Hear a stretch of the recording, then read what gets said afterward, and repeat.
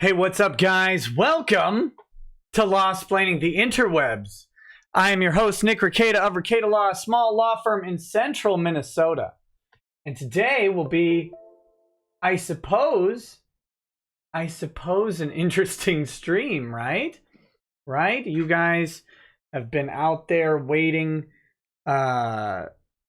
seeing other people's analysis of the hearing on Friday. Seeing other people's analysis of the hearing on Friday, waiting to hear mine, I suppose. And I am here to give it to you. That's what I'm here for. Let's start off with the important stuff. Here's how Vic can still win. Right? That's what this stream's all about. We're going to keep the grift going. We're going to spin hard right, and we're going to keep it up. Just for you. It's been very amusing, by the way, watching people try and predict how I'm going to do this show, what I'm going to do. So what I'm going to do, and I know some of you hate me for this, and that's okay. That's okay. I'm okay being hated a little bit. I'm going to, as people filter in for a few minutes, I'm going to talk about what my thoughts are on how to do this show. And I'm going to tell you about my weekend, because some people seem confused, like thinking that I was definitely going to stream this weekend. And I'm going to tell you why I did not stream this weekend, mainly because I didn't have any time. And then we'll go into the analysis, because by the time I'm done chatting at the beginning here, which won't take very long. We'll go into the analysis. I'll answer the questions that come in, and you guys can make of it what you will. I am not here to. I'm not here to apologize or explain what did and didn't happen. I guess I'll try and explain it, but there are a whole bunch of people involved in this. And I'll tell you what one of the most frustrating things in the world is, and it's sitting in the audience, having spoken about this for the past 6 months and being unable to pop in and say things that I would like to say during the hearing. That's just part of the game, right? As many of you, and I know there are many of you there as well, and I got to meet and talk to some of you, as many of you do, know a whole lot about this case, because we've been exploring it and discussing it and talking about evidence and all of that stuff, and sitting in the courtroom waiting, wanting to sideline quarterback parts of the case is enraging. So we're going to get that. We're going to get to all of that stuff. We'll talk about the hearing, how it went. I have my notes. There was a point where I stopped taking notes because, let's see, I've got 5 pages of notes. Eventually, it got ridiculous, and so my notes got shorterhand, and we're going to talk about why. And we're also going to talk about what's probably coming, because there are a lot of people either lamenting or gloating over the outcome. I would do neither personally on either side, because this is the first step of the process, and we're going to talk about that. But first, so here's my very short dilemma, right? Is I'm reading Twitter and checking Kiwi Farms and seeing all the people predict how I'm going to do this show. I have basically 3 options. Like I can come out trying to spin the show and try to look, everything was rigged. It's all a scam. Everything was tough, but here's what's going to happen. That's not fair or true. Let me get one thing out of the way. I'm not going to come out railing against a biased Judge Chupp. I don't think Judge Chupp was acting with bias. I think he was very wrong on some issues. But I think he was wrong in regards to both parties. So I'm not going to sit here and say that Judge Chupp was somehow unfair to Vic. I think the results are disproportionately unfair to Vic as they stand, but I'm not going to say it's because of a bias or something like that. And I'm not going to sit here and slam like some thing. I'm going to, as usual, I will criticize what I saw in that courtroom from Judge Chupp, and I will criticize it hopefully both ways as best as I can. So that's coming. But the next way I could do this is try and let's see. So the first one was spin, and complain about everything and really like yell and scream about everybody. The second way is I could try and apologize and play really muted and contrite. I'm not going to do that. Some people have asked me, would you still recommend Ty, knowing now what you know then, or knowing then what you know now? Yeah, I would still make the recommendation for Ty and his firm. I think they're absolutely capable of doing this case. And I think maybe Ty is getting some criticism that's unfair and some criticism that's fair. And we're going to talk about my criticisms of Ty's performance. And many of you have asked if Ty is going to be on this show. He's not going to be on today's show, but he'll be on at some point. And I think you cannot criticize him as harshly as he might criticize himself. So I will offer my criticisms because, like I said, there were many times where I was sitting there in the audience wishing Ty would say something different because I'm me. And because it's really easy to do when you're not the one having to have the case hang on your shoulders. It's really simple, and you're not the one having to deal with a judge who is doing things that may not be the proper application of law. And that I've been on both sides of that. I've been the guy in the audience and I've been the guy in the hot seat. And it's really easy to be the guy in the audience. But I do have criticisms because that's part of the show, right? Is we criticize what lawyers did. We praise them when they do good. We criticize them when we think they do bad or could have done something better. And that's part of it. Ty's not immune to that. Never has been on this show. Never has been immune to that on this show. And he won't be immune to that now. There are criticisms and praise for the various lawyers, and I'll go through that as well. And the third way is what I'm going to try and do, and I'm going to try and give you my even-handed approach to the hearing as best as possible. And people can apply my known biases how they will, and they can take the information I give them for what it's worth. I don't ask anybody to believe me. What I will tell you is from my notes and my experience. So you can take that as you will. And then after we do that and go through the hearing, I will talk about what's to come. And if you think that's a here's how Vic can still win, it kind of is. Because there are 3 major causes of action and 2 minor causes of action. And 99% of the damages lie in one of those causes of action, specifically. And that's the defamation claim against Funimation. It is the highest damage potential action in the suit. It always has been. And what's very, very interesting is many of the people kicking the field goal or whatever sports ball analogy you want right now, many of the people saying, "Ha, we told you this was going to happen," are very critically ignoring that they all said that defamation would be out immediately. All of them. Defamation was the claim to go. Turns out, as of right now, defamation between the 2 major players who have the most evidence against them for defamation is still in play. That could change in the next 30 days. We have to wait for Chupp's order on that. But all of these people self-filleting about their brilliant foresight are not yet correct, yet they're acting as if they are.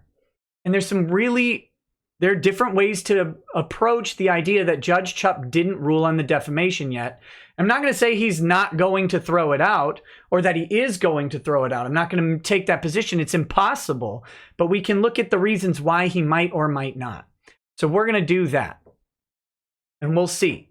But I'm going to give you my honest assessment as best as I can, and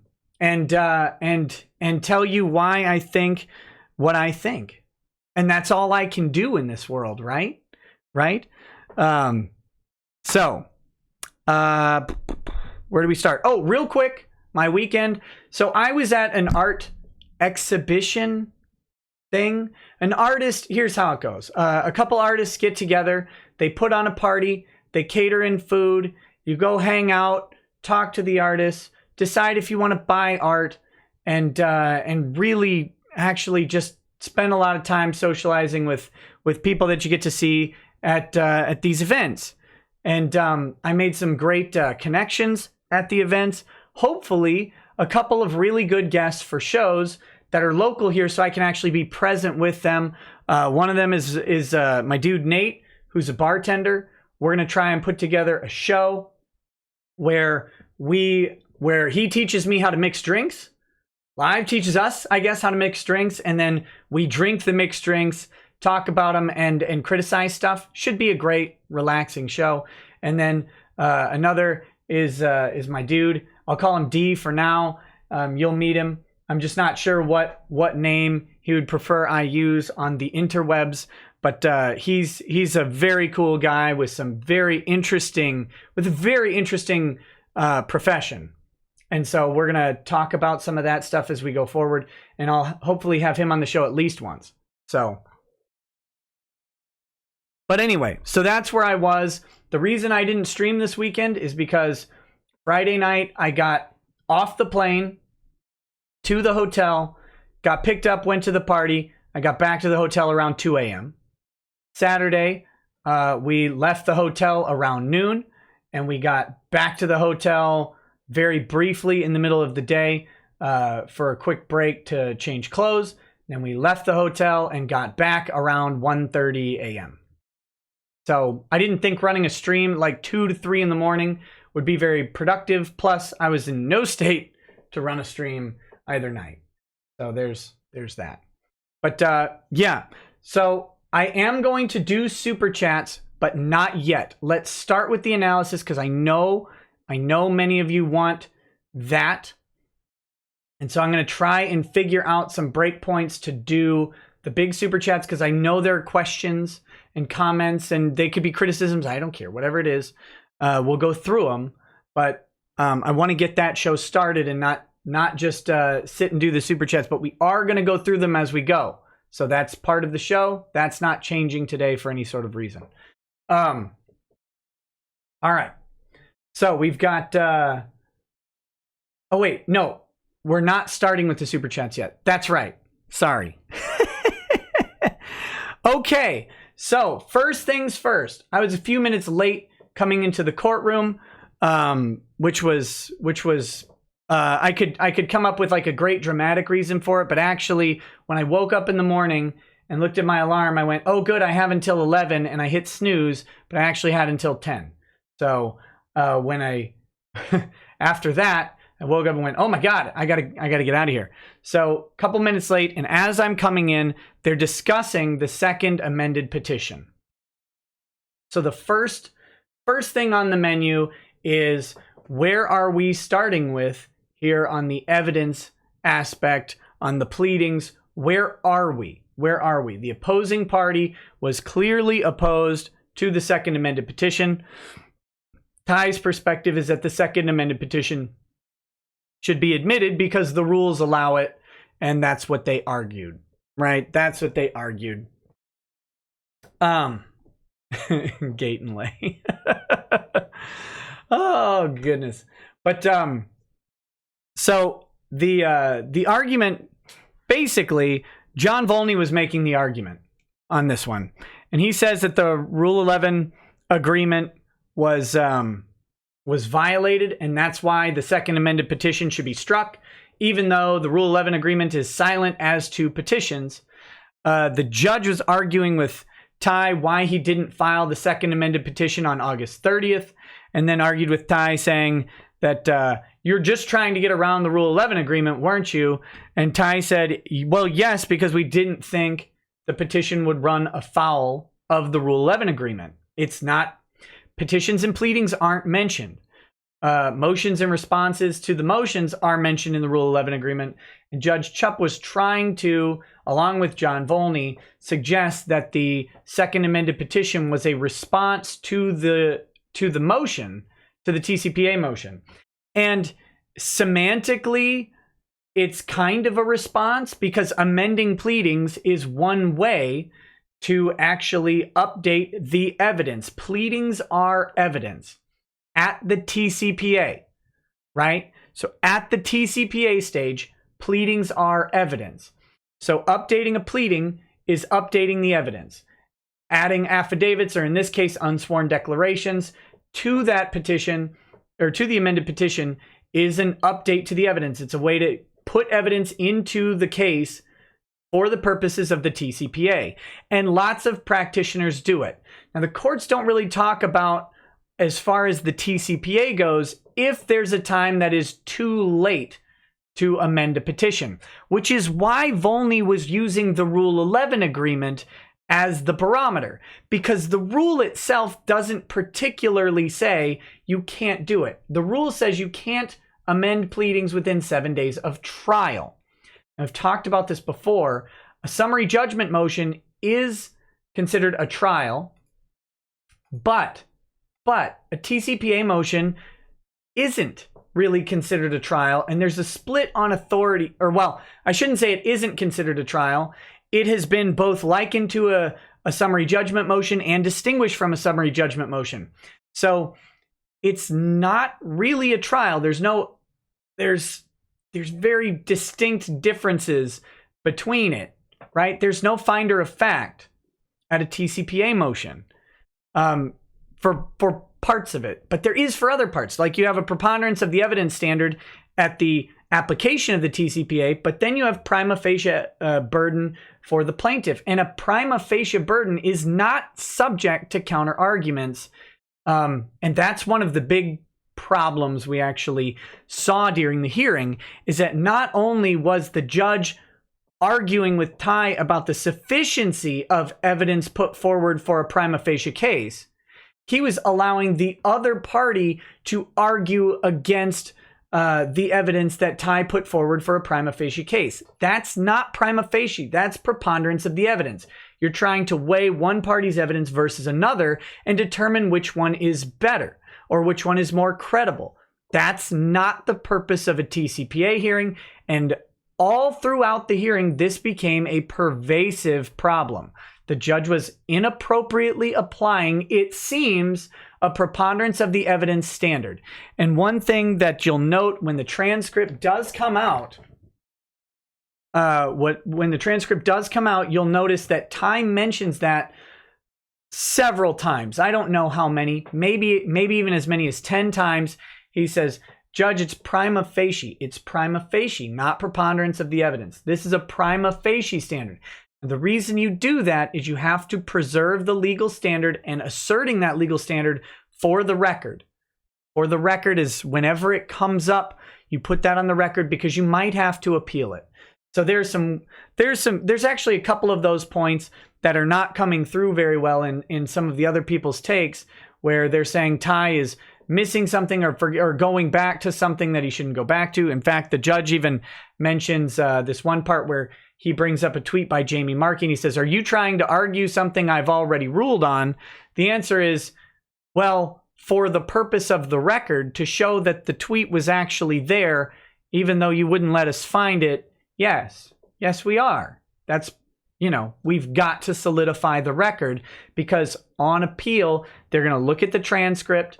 They're going to look at the evidence that's present in the case. They're going to look at the rulings. They're going to look at the pleadings, and they're going to determine if the evidence was sufficient to meet a prima facie burden, if this gets appealed. Okay. But, so there are several points where that happens. So here's the end result of that Rule 11 agreement discussion and the second amended petition. The judge doesn't issue a ruling on it. Just doesn't. Says he's not really going to pay attention to it, but doesn't issue a ruling on it. Well, what does that mean? What is that?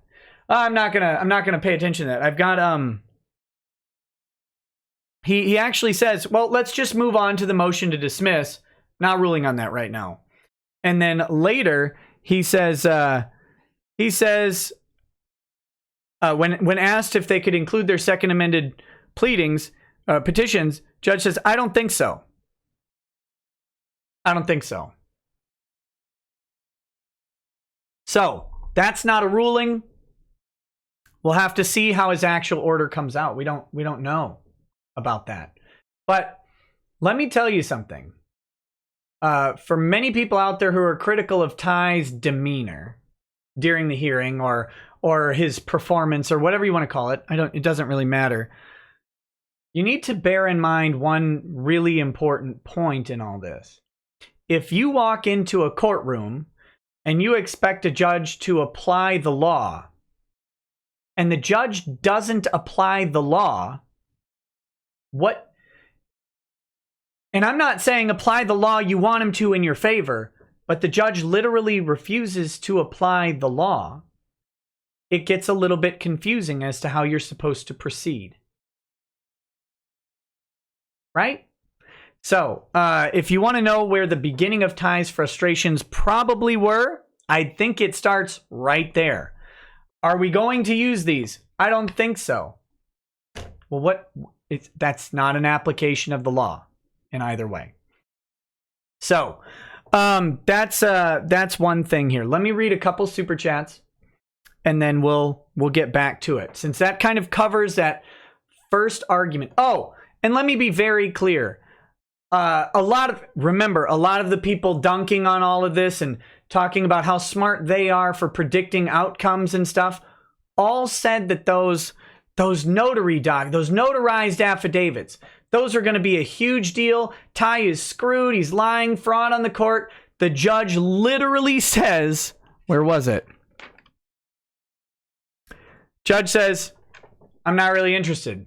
Probably going to consider those affidavits. Not even the unsworn declarations. The judge says he's probably going to consider those affidavits, the ones that are withdrawn and have a faulty notary, right? Faulty notary and withdrawn affidavits, and the judge still is considering them, allegedly. This is what I'm talking about, where the judge is making mistakes for both sides, right? This is not a bias thing. This is, I'm not quite sure what it was. And this is why I've been confused for the past couple days, because the judge is considering evidence that not only might not be admissible, but it isn't even offered. And then just ignoring other evidence that is offered and refusing to rule on it. So, but you know what he didn't do? What he didn't do was, he didn't sanction Ty. He didn't even admonish Ty on the affidavits or anything like that. He did ask Ty what the issue with the notary was, so we do have the answer on that. Ty said, and I think I quoted this accurately, said, I thought I could do it by phone. So some people's suspicions were right.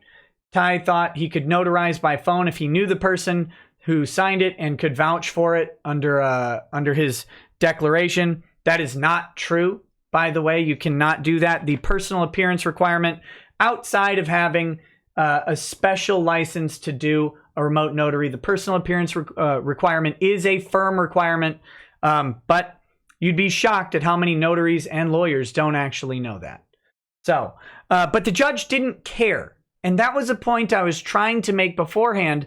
A lot of people are saying how bad this is going to be, and the other side was making a big deal out of it. And the judge, at the end of the day, says, I don't care. Right? So that's what you got. That's what you got here. Let me read some super chats, and then I'll address, I got to address some drama issues too. Cesario JPN says, Weeb Wars has no victors, only casualties. I hope these folks found this to be worth it, because they have massively altered the US anime scene for possibly the bad. I would disagree heavily. Quote, Orihime from Tite Kubos, Bleach. Goodbye, halcyon days. Getting conventions to respect contracts and pay attention to those contracts, getting actors, voice actors, to pay attention to their agreements and not to just lay down when they're wronged, is not for the worse. And the rifts in the anime community will heal as time goes on, and it will be for the better. It just will. Nate Dog T1998 says, wanted to recommend another LOL game, Legend of Lemois Twilight Consulate. Also, press L if you're hyped for the remake of Legend of Lemois Lungs Awakening. Now we need a remake of LOL Oracle of Twit and Oracle of There you go. We're going to talk about Lemoyne, and we're going to, like I said, we're going to talk about each individual lawyer's performance as we go. There, I have notes on each of them. Maggie Rose says, Nick, I've never seen so many lily-livered turncoats as I've seen today. Vic's team experiences a setback in the first hearing, and suddenly the whole lot of them are fashioning a golden calf. It's disgusting. Guys, this is a long process. It's a very, very long process. So, again, it's always going to be up to Vic, what he wants to do and how he wants to pursue it. But this is not over at this point in time. We don't even have a final ruling from the TCPA hearing. So we don't even know how the TCPA is going yet. And that means there are a whole bunch of paths that could be considered. And there's not really a lot of point in considering any of them until we know how the judge ultimately rules on the remaining issues. But again, we'll talk about that as we go. Bryce Byerly says, feel free to save this question for the stream. If either party decides to appeal and it's upheld, does the case get booted back before Judge Chupp again? Yes. Yep, it will be remanded with instructions to follow the appeals court's direction. And perhaps interestingly, perhaps not, the judge was, I believe on Monday, forced to rehear a case that he had ruled on, and the Texas Supreme Court had determined that he applied an inappropriate standard on that case, and then he had to overturn his own decision. And I believe that was on Monday. I may have gotten the dates on the article wrong, but I think I saw that article passing around. It doesn't particularly mean anything other than it could have an impact on his mental state if he was annoyed at being reprimanded, but we'll see. Wes Nilechan says, Nick had a long weekend of playing the most depressing entry in the series, Legend of Lemois. Ty might lose this. Hope tonight's stream is uplifting. Loss is always a possibility in law. It always is. You're dealing with people. You're dealing with judges are people, barely, but you're dealing with people. You're dealing with another side. You've got a moving set of facts, and you have to convince someone to accept your story. That's part of it. Never a guarantee. But the best thing you can do is put together the most effective case you can. So we'll see how that goes.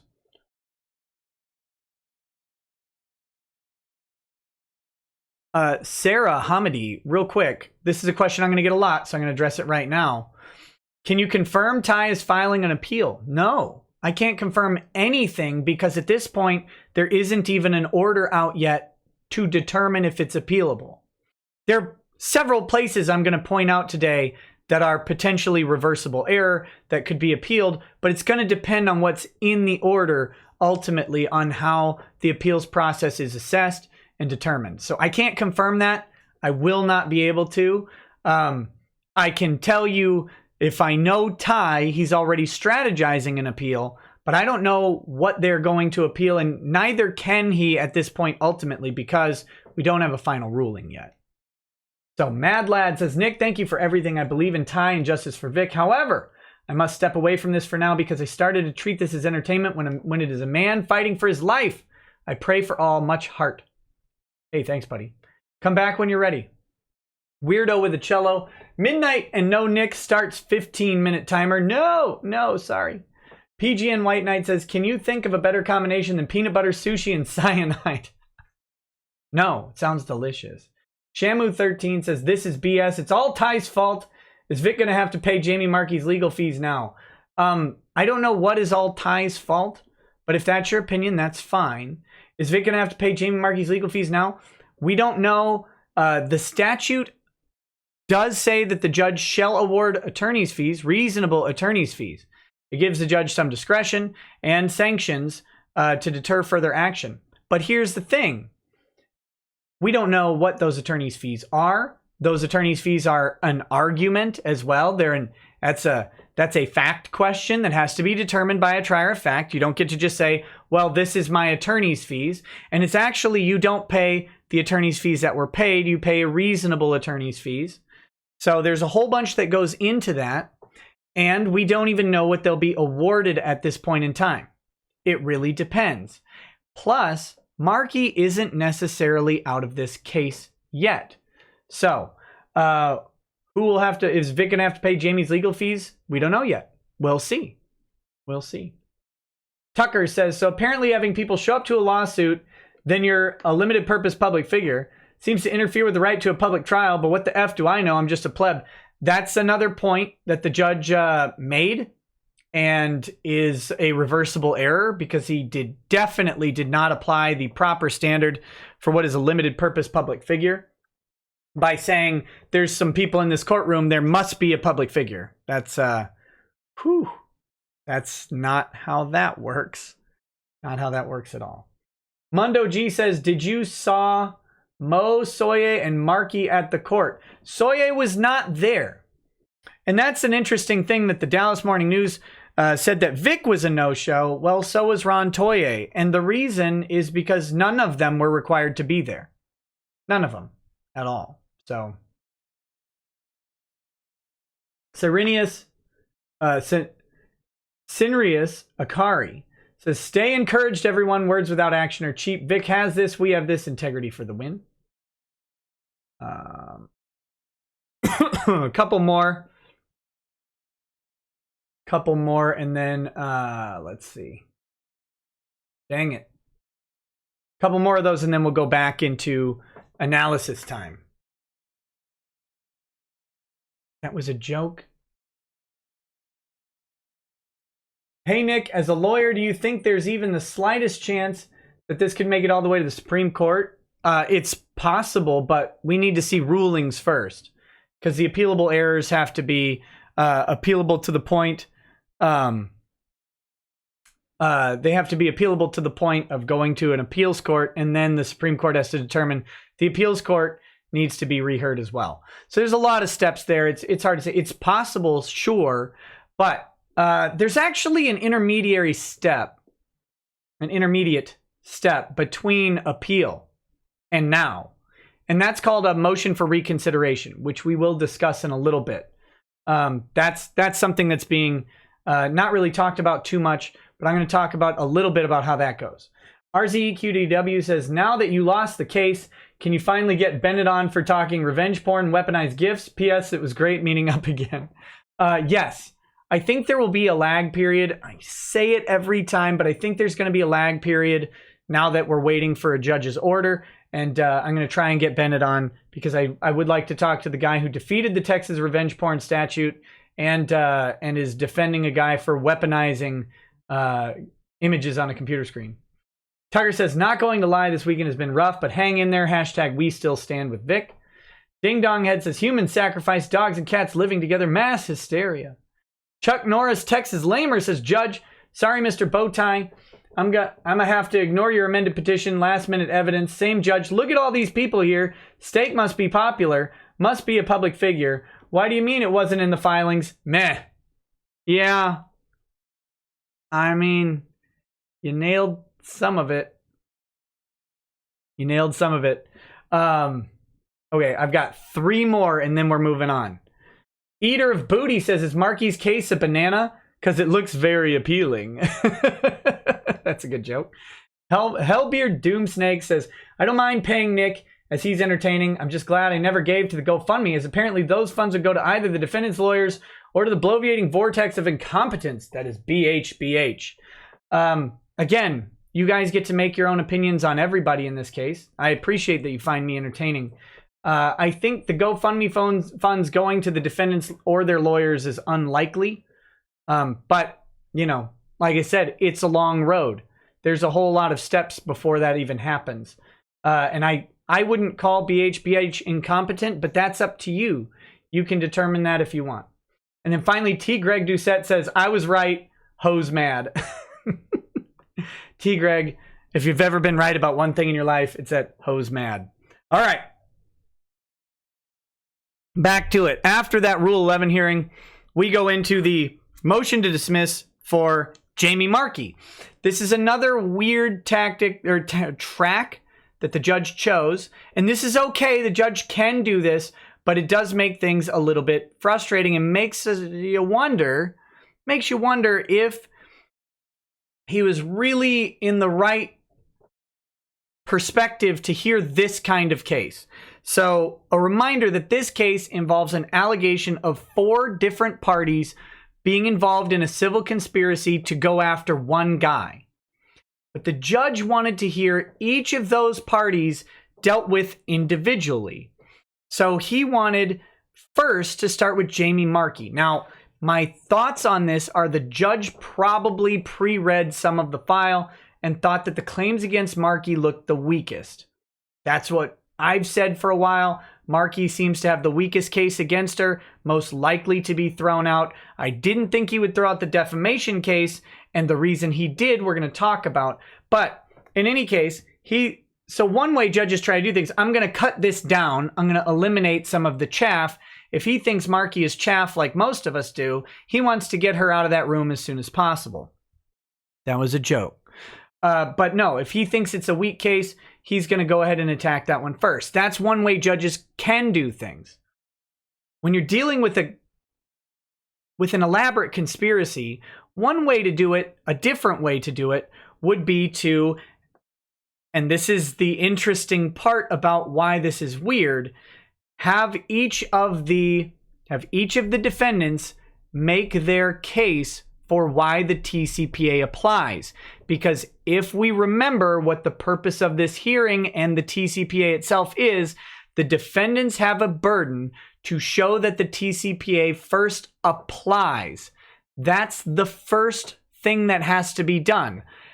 And that's a preponderance of the evidence standard. So how that should go is those parties get a chance to say, here's why the TCPA applies, here's our evidence for it. And then Vic would get a chance to argue that it doesn't apply and rebut that evidence, and then the judge would rule on that. And then the next step would be the judge to determine if Vic's a public figure with arguments for and against, and again, it's a preponderance of the evidence standard, and then the judge would rule on that. He didn't do those things. After that, Vic should be allowed to make his prima facie case as to why each element of the cause of action are out there. But that's not what the judge did. The judge instead asked Markey to make, Sam Johnson, to make the case why Vic can't show a prima facie case. Very, very odd choice for when evidence cannot really be controverted. Because Vic isn't having to show a better case of evidence than Jamie Markey at this stage. Vic is only supposed to show that he has evidence for each cause of action. Now, there is an actual table of evidence for each cause of action. Shockingly, Beard, Harris, Bullock, and Hughes did create an evidence chart for each cause of action to show why this works. The judge wouldn't accept it. People ask why Ty didn't provide the judge with a tabbed list of evidence. He asked the judge to take it, and the judge said, I don't want that. I have their binder.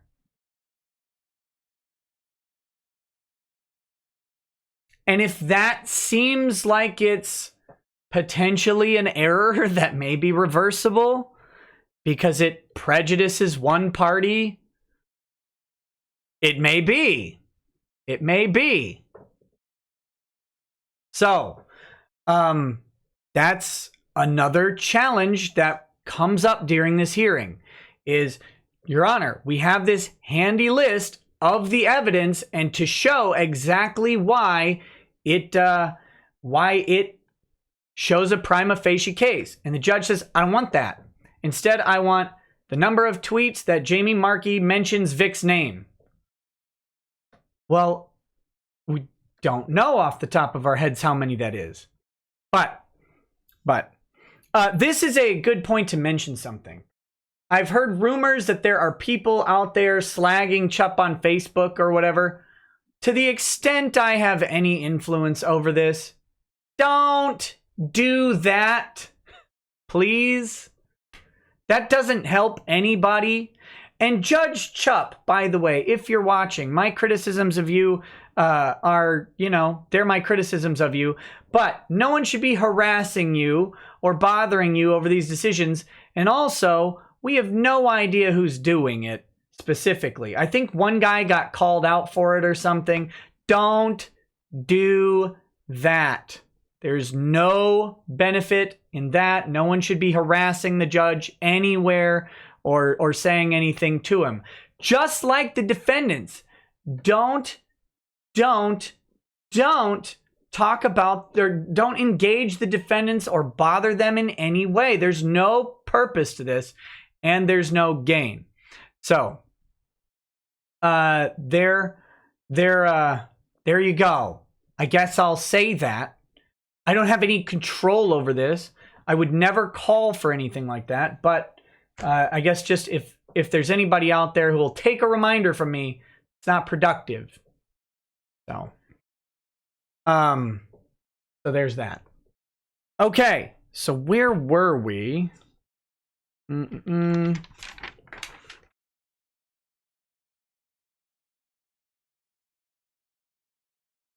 Okay.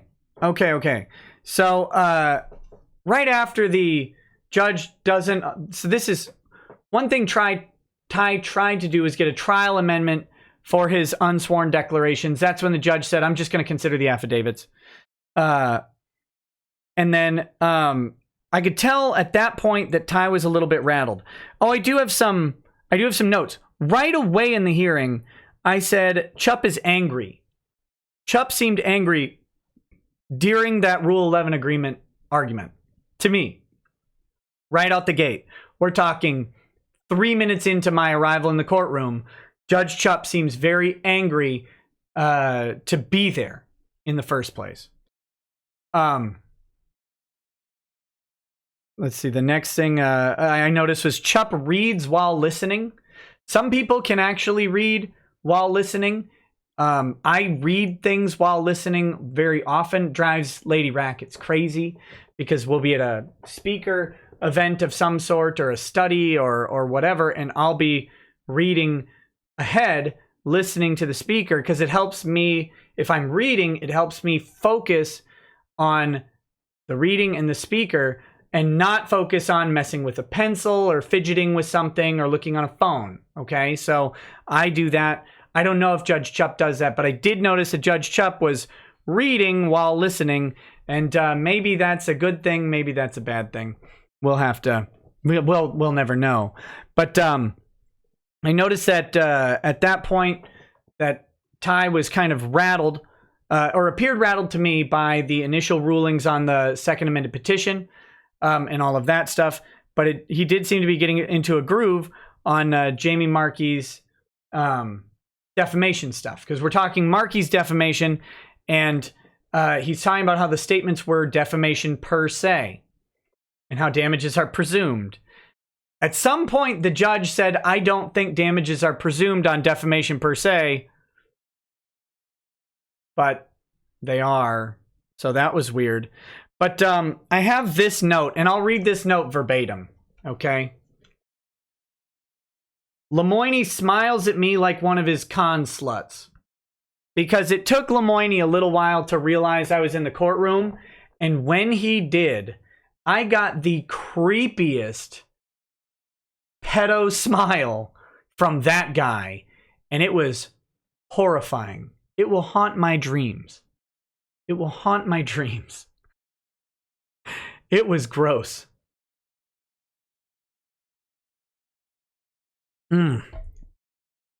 It was very gross. So here's the really interesting exchange that happened between Judge Sam Johnson and Ty. Okay, this was critical at the defamation stage for Jamie Markey, and this is where I credit Sam Johnson with pulling off an absolutely brilliant maneuver.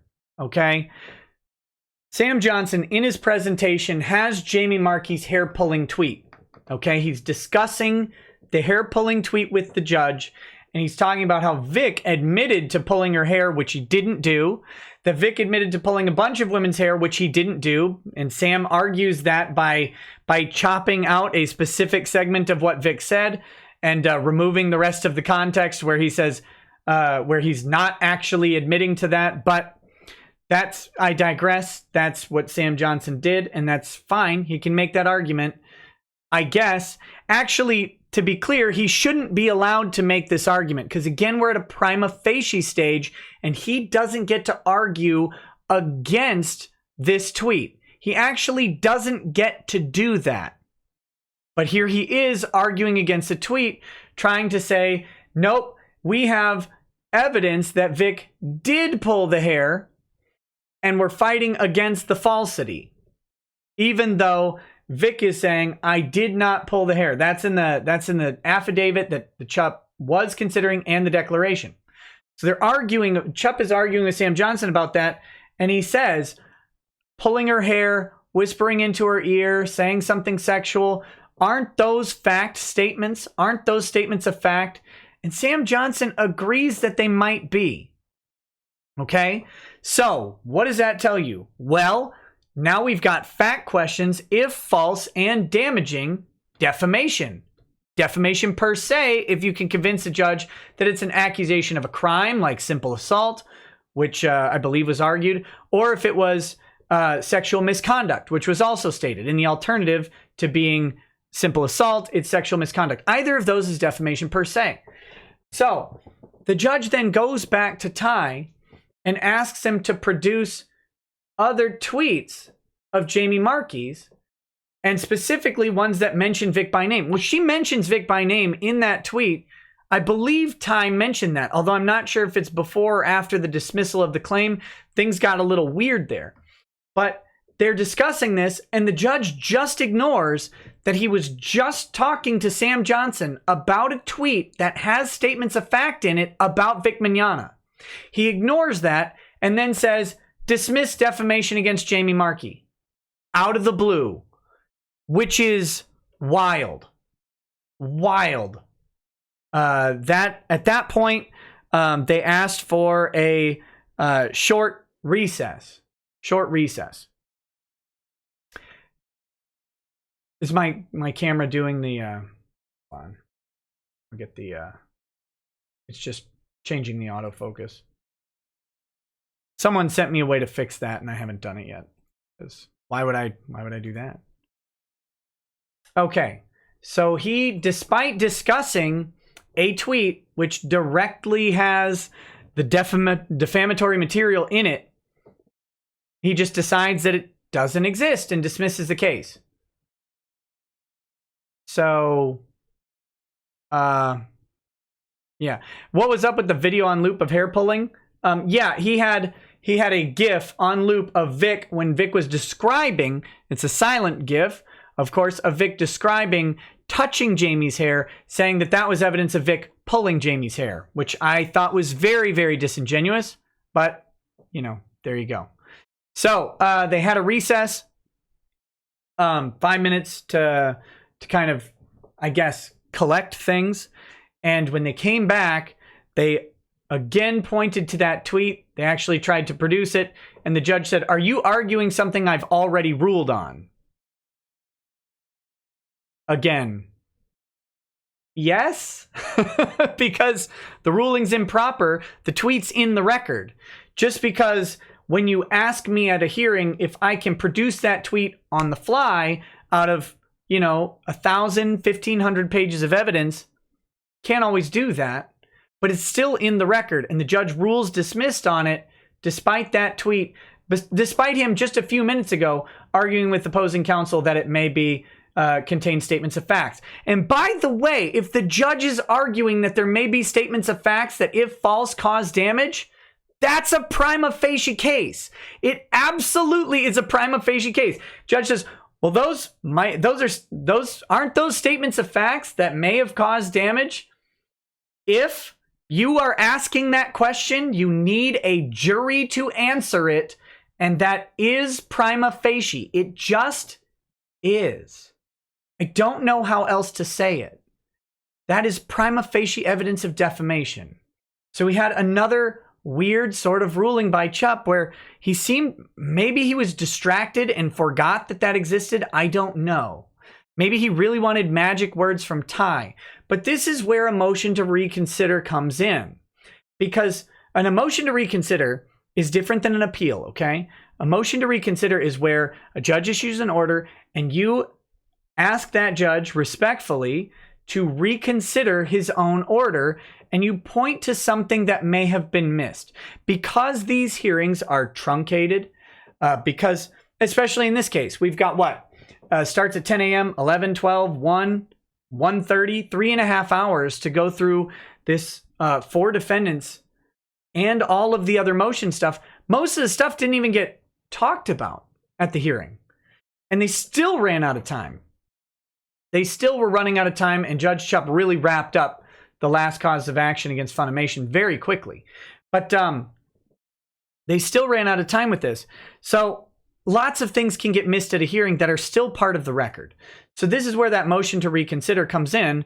You say, look, Your Honor, at the hearing, we were unable to produce this, but here it is in the record, here, here, here. And this tweet, I believe, shows up several places in the record. It's there. You can go find it. Hell, the other party used it in their presentation. It's in the record. They're admitting that this tweet exists. Here it is, and they're arguing against it. So there's a potential reversible error on that dismissal of the defamation claim. And that's why I say Jamie Marchi isn't actually out of this yet. I don't know if she'll be brought back in. I don't know if they'll reconsider this, but that is a remedy that's still available. That the judge improperly, in my opinion, and in the opinion of others, I'm sure, improperly dismissed the defamation claim against Jamie Marchi. So, in doing so, they will have a chance to ask him to reconsider that. Let's see, what do we got? So then the judge comes in after the recess, and after that brief attempt to get the tweet on the record, which that was the point of bringing it up after the ruling, is to get it on the record. Like, look, we had this actually at trial, or at the hearing, and the judge didn't let it in. He just decided to rule on it, despite it being there. When they, let's see, so he dismisses that, and then he comes back, and he's arguing about liking a post doesn't make it a conspiracy, okay? Here's what the judge was really, this was an interesting thing that the judge seemed to be doing. He seemed to be very, very interested in condensing and simplifying some of these arguments. Well, the conspiracy argument is strange.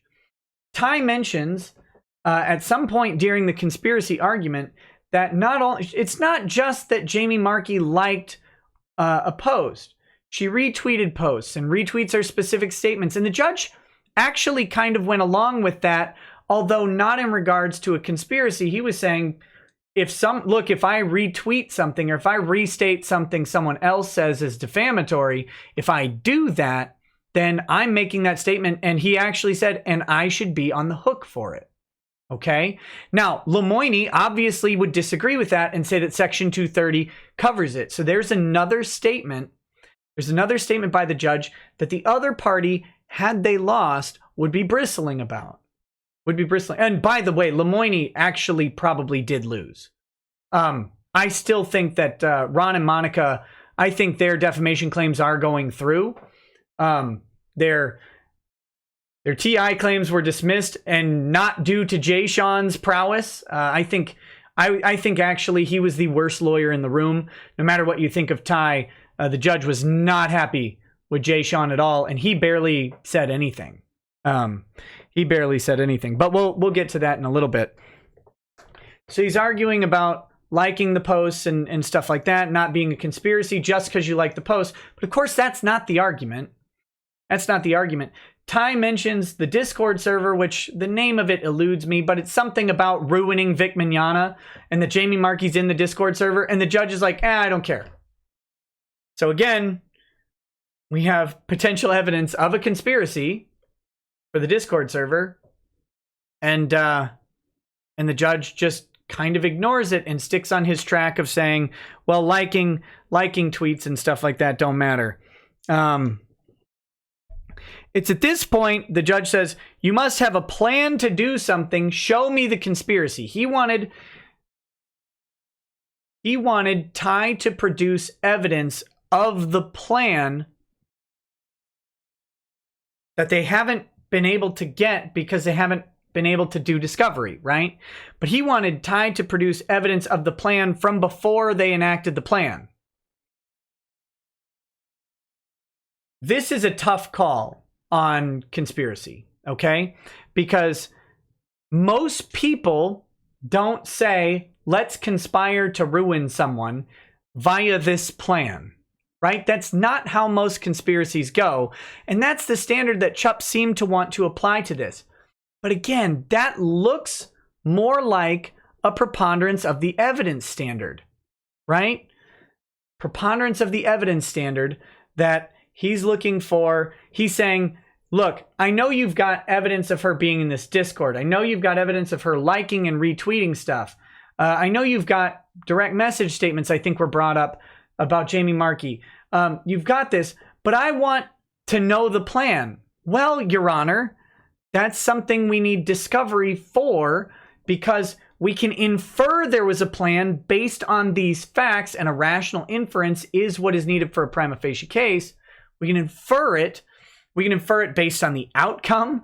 We can infer it based on their behavior. We can infer it based on this Discord server that says that they're trying to ruin Vic or whatever. We can infer all that from these things, but we can't show you the plan yet because that's trying the case.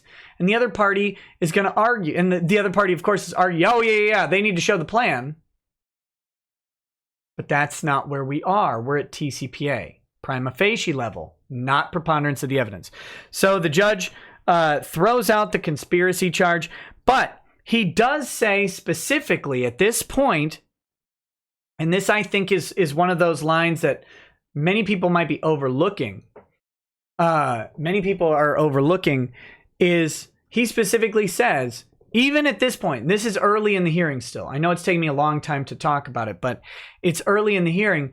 The judge says, look, I may not dismiss the claims against the other parties at this point. I may not dismiss them. So he drops these little breadcrumbs throughout the hearing. And this is why I think that there's a lot more to him not ruling on these defamation claims at this point than some people are giving credit for. Okay? So let me do a couple more super chats. But he very specifically said, I may not be dismissing things against other parties. All right, we've got Marty Lund says, if any of the defamation makes it through TCPA, the discovery stay is struck immediately or stays for appeal. No, it's down.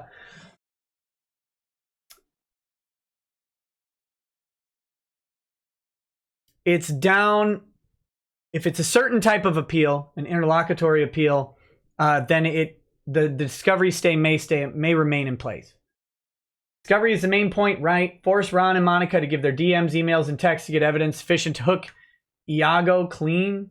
I don't know if that's the point. I think the point is to get the discovery to find out who all was involved in this, what all they said, and to just produce the evidence, put out the evidence, something all of us have been asking for. If you've got evidence negative to Vic, put it out. But they're not doing that. They're not doing that.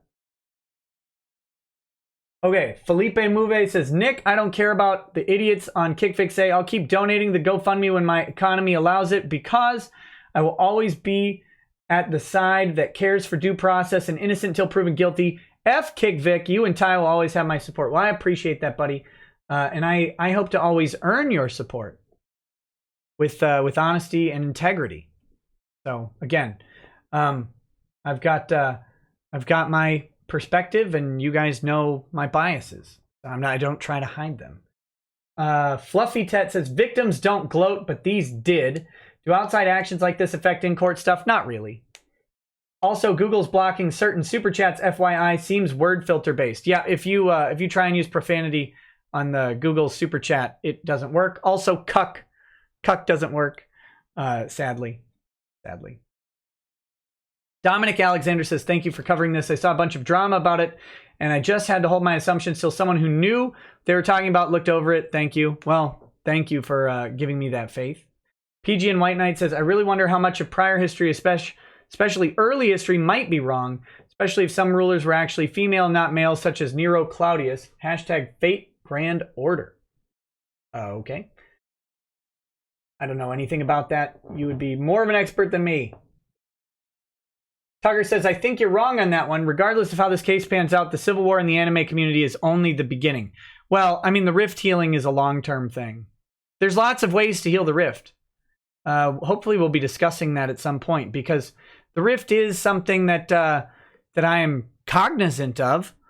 And, you know, maybe there will be a time where some parties out there... See, this is one of the things. There's a bunch of people out there right now who really want Vic to do something, okay? To do something to end this lawsuit. There are people out there who want Vic to end the lawsuit specifically. And whatever you think about that, put that aside for a second. There are 4 parties who could have at any time, put an end to this lawsuit. And none of them have wanted to. 4 parties. I had asked a long time ago all of those parties and suggested that maybe they should settle. We'll see how that pans out. But those 4 parties have to be on board. And they have to be on board to end any rift in the anime community as well. Because I don't know if you guys noticed, but 4 parties in particular in this case have forwarded this narrative that I find to be completely false, and I know many of you do too. So, so there's that. Okay. PG and White Knight says, I don't care what side of the Vic situation you're on. The situation is almost becoming a religious war. Be open to civil discourse. And of those who act uncivilly, arguing with civil discussion should still be heard. Civil argument on this is important. Red Philosophy says, I think it's important to remind everyone, Nick, this is about Vic. Never seen so many sore losers in my life who change sides, not being on the winning one. Sometimes you lose, stop blaming because you can't suck it up. I agree and mildly disagree with you, only based on time. This is fresh. Losing sucks, guys. Losing in court sucks. Losing a hearing sucks. But cases are not won on single hearing. Well, they can be won on single hearings. This case is not over based on this single hearing. Even if the judge were to rule entirely against Vic at this point, which he hasn't done yet, but even if he does, this court case isn't over. And one loss at the beginning it doesn't even indicate where the case will end up in the long run. So losing in court sucks. Everyone hates it. Friday was a garbage day. A garbage day for me. I'm sure it was a garbage day for Ty. Garbage day for many of you. I talked to many people who were at the hearing, and we were all asking the same questions. Trying to figure out how the judge acted on some of these things, trying to figure out how he got to the reasoning that he got to, how he was able to ignore certain things, apply standards that didn't look correct. Maybe they are. I mean, that's possible that in an alternative universe, this were immediately appealed or something, and a court of appeal says, nope, he did everything right. Oh, well, at least we would know at that point that that's what happened. I don't think that's true at all. There seem to be very obvious reversible errors here, but many of us were wondering how this played out, like in this way.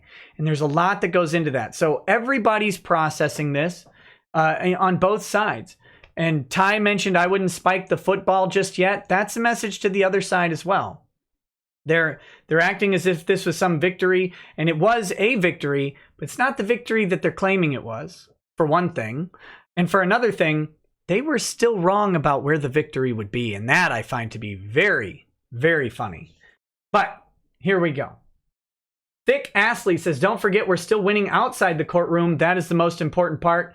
And I know many people would agree with you. I want to win in court, but I think for Vic's ultimate career, outside the courtroom and supporting Vic is how this battle is won ultimately. How these battles are won. Vic is not alone out there, but people standing behind people that they trust over random people on the internet.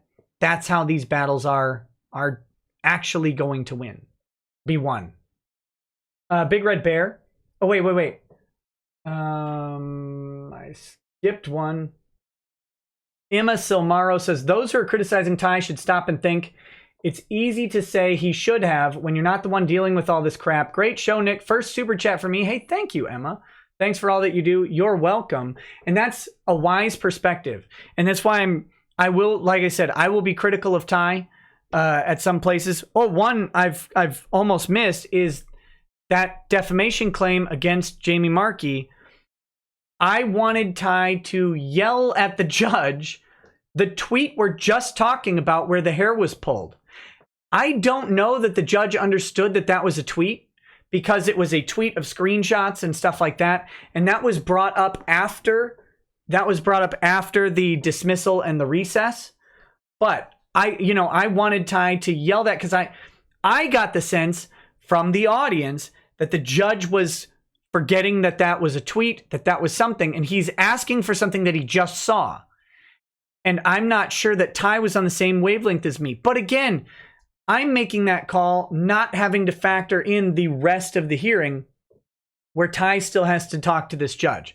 So if I want to stand up and yell, it's the frickin' tweet you were just talking about, judge, it's right there in front of you. Well, that might have an impact on how things went forward. And you don't know that the next words out of his mouth are going to be, this is dismissed, while you're still trying to produce the tweets that he's asking for. So you're kind of stuck. And that's how these things go. That's how these things go. But yes, it's really easy to sideline and say what should have been done. Hindsight is always 20/20. Even contemporary sidesight is 20/20. Big Red Bear says, if the judge behaves this way throughout the case, this will be incredibly unlikely to lead to success. But I don't think the judge will behave this way throughout the case. Judges can have bad days. Judges can, and I've got a couple thoughts on how the ending of the hearing went. Things started to change about 2/3 of the way through the hearing. Ty started to change, the judge started to change, and the outcome started to change. About 2/3 of the way through the hearing. By the end of the hearing, judge was quick to get out of that courtroom.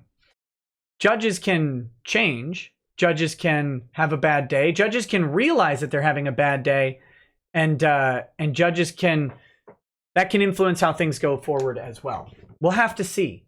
But biased judges are a detriment to the legal system. Again, I don't know that he was being biased. I think he might have just been having a really off day. What happens when people's grievances can't be addressed? Terrible. I agree with that 100%. Dustin Nichols says, why does T-Boy Greg douchebag look like he spent his childhood getting hit in the face with bricks, asking for a friend? I don't know. Maybe he was hitting his own face on the bricks. Ron's transcriber says, guys, chill. This is a legal case, not a 2-hour movie. Things take time. It ain't over until the fat lady sings. So far, I haven't heard Markey sing. Everything is fine. Wait till the case is completely closed before you SJW. And again, wise words. That's one of the reasons that I'm happy and my schedule was full this weekend. I wasn't able to stream. It's because my thoughts on Friday were very young. And they've been maturing and simmering over the past couple days. And I like that. I think I kind of cautioned that I did appear on Gator's stream right after the hearing while I was at the airport getting on the plane, and actually while I was on the plane for a little bit before we took off. And I think I tried to talk about that people need to take a breather on this, let it process. Okay. Cabria Cousins says, sorry, I'm in a sweater still. It was cold here today, and the vault is not cold. I'm dying. Favorite Cousin says, I'm honestly thinking that laws are guidelines and that lawyers just try to see what they can get away with in regards to upholding it. Well, yeah, you represent your client as best as you can within your interpretation of the law and hope the judge agrees. Fairy Tale Master says, hey, Nick, what are the odds of Chup getting dismissed as a judge? Unlikely. I've seen the reviews about him online. It seems like he's a terrible judge. Lots of judges have terrible reviews because judges put people in jail. So I'm not saying that he's a good judge or a bad judge. I'm saying that judge reviews are hard to go off of. Tucker says, apparently having to spend a lot of extra money to reinstate an old broken contract is not a material change to said contract. Oh, we're going to get to the TI. We're going to get there. That was mind-blowing. Dirk Lemon says, which lawyer is the biggest cuck? Also Trump 2020. Well, I think Lemoyne, because, you know, I don't know if it even works.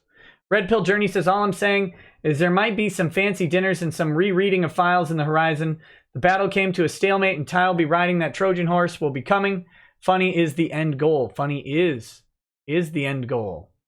I've got a quote from Ty if you guys are interested. I don't know. Some of you might be pretty mad at Ty, and that's okay. It's fair. It's fair to be mad at someone when things don't go your way in court, right?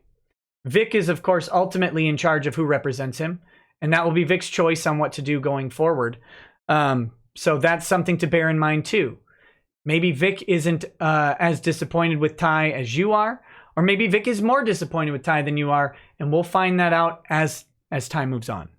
But here's the quote from Ty. He says, quote, amateurs study tactics, professionals study logistics, which is an old military aphorism attributed to numerous leaders. In law, he equates it to amateurs study tactics, professionals study deep pockets. It's important to remember where's the money, and the money is funny.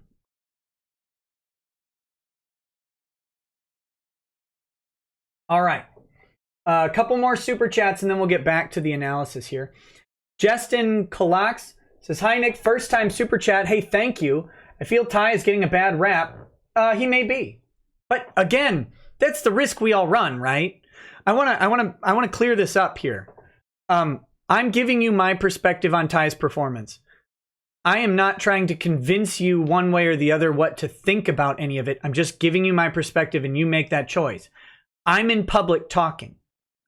You guys will draw your opinions about me based on what I do and what outcomes are produced from what I say. I can only change as much as I say and how I behave and what I predict and all of that stuff. And you guys will always have to make that determination. I hope to earn your trust every single night that I come on here. I think I've been pretty accurate so far. Now, I was wrong on the TI stuff because I think the judge made a clear error on the TI. So I was wrong about that. But really, the outcome isn't that far off from what my prediction said. I said Markey had the weakest case. I think Markey could be brought back in on defamation. I don't know if they're going to even try, but I think she could. And the defamation against Rial and Toye and Funimation still stands. Conspiracy is a very hard cause of action to show. And if that gets dropped, then that gets dropped. But the three parties with the most damaging defamation are still in on defamation. And that's something that a lot of other people said were definitely gone. Definitely gone. And it's not gone yet. It could still be. Could still be. The TI thing, I think that is absolutely reversible error. And just, it's shocking that he dismissed it. However, it will be a strategy on whether or not you try and bring the TI back as well. Because if the judge goes forward on the defamation causes of action, that's where the money is. Defamation has done the most damage. It also allows punitive or exemplary damages as well. And Funimation has a lot of money because they're a subsidiary of Sony. Funimation has a lot of money, and the punitive damages to deter this further conduct could be very high. We don't know yet.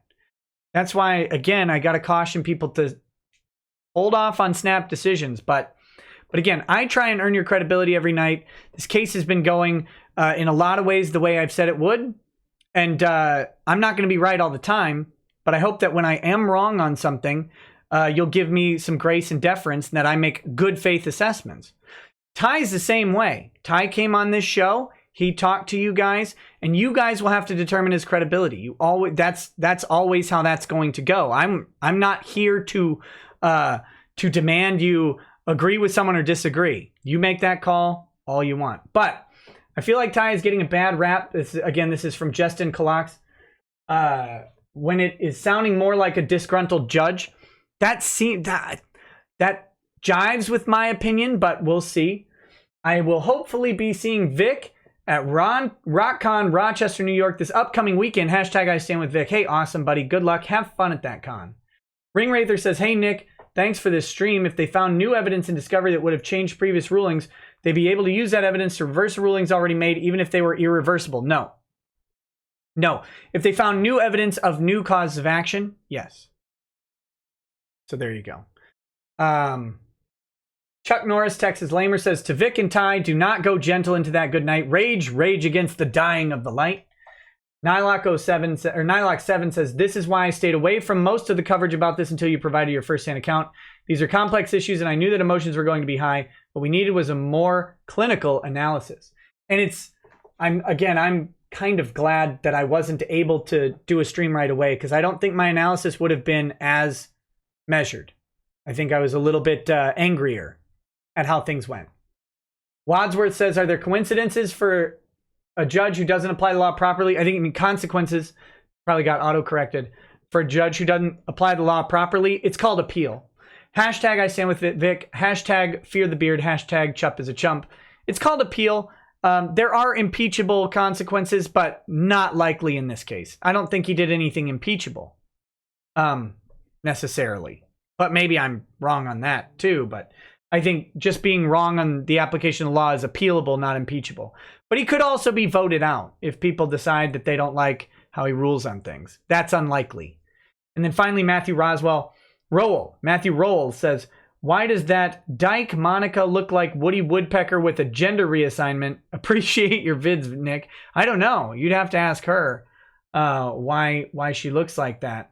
But thank you for appreciating my vids. I appreciate that very much. And thank you for the chat. Okay, let's get back to it. So we've got... so the judge dismisses a conspiracy against Markey, and he ends up dismissing the tortious interference right away afterwards. Now, the reason he dismissed the tortious interference with Markey is because there's not a ton of evidence that I've seen, although maybe in this, I have a thing I could show you guys. Sorry, that sounds like a Lemoyne line or a Doucette guy. I have a thing I could show you. I got a chart here of all the evidence. See, there's actually this chart, and this is from the binder that they tried to provide to Chup that he just decided he didn't want to see. And it has all the evidence, right? I've got it. Let me find tortious interference. Okay, go away. Conspiracy. Tortious interference with contract. They don't have a ton on... Yeah, so here's what the issue with the tortious interference for Markey is. And this is a function of pleadings. Okay, this is a function of the pleadings, but here we go. Let me pull this up. So here's the TI chart that we have. Now, so Markey has, as a voice actor, she would have been aware that Vic attends conventions and that conventions have contracts. It's very curious that these voice actors are pretending that they don't know that when you're announced to a convention that you have an actual agreement. Ty tried to explain that to the judge, and the judge just didn't really want to hear that. Texas recognizes oral contracts, and producing evidence of oral contracts for TI is done in the Slatosh exhibit, right? We have a contract for TI, and actually, it's done in the pleadings. It's done in the pleadings. When you plead the existence of a contract, your pleadings for the purpose of TCPA are evidence.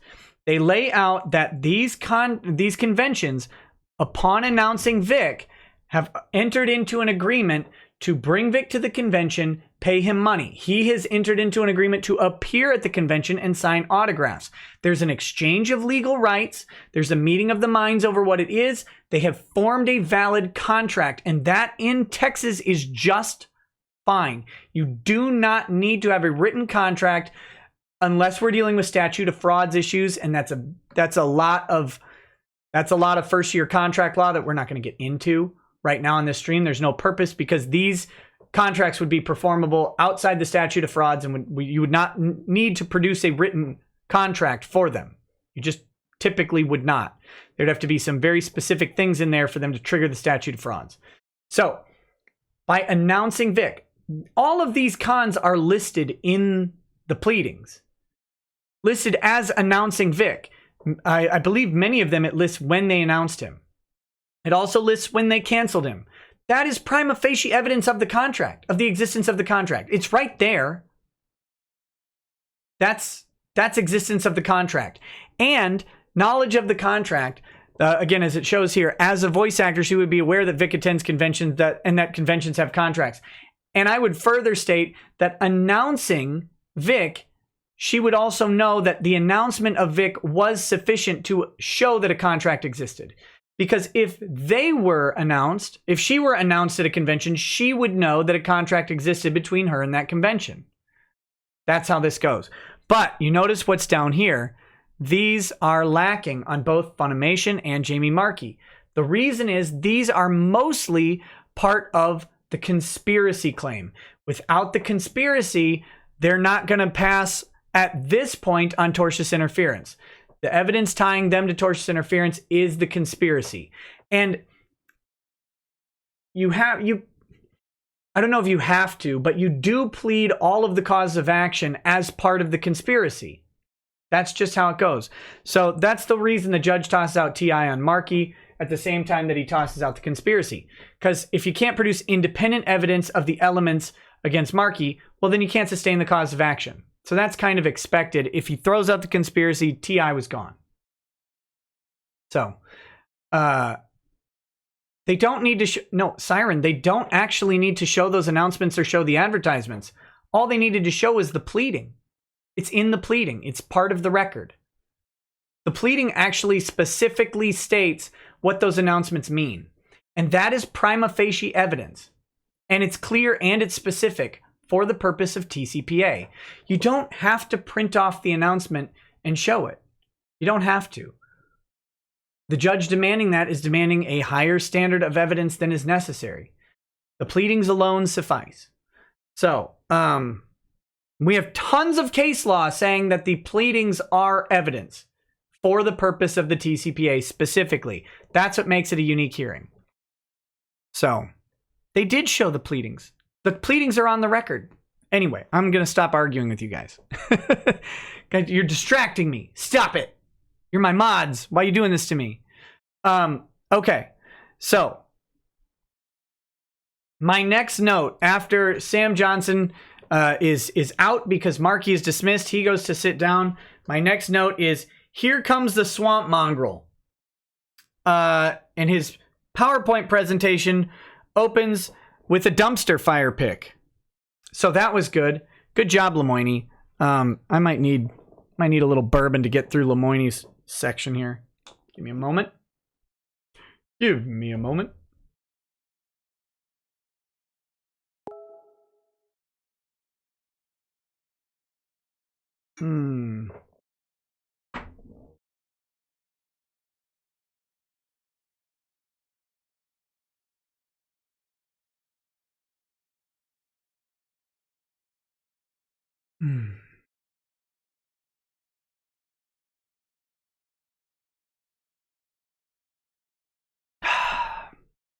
That's good.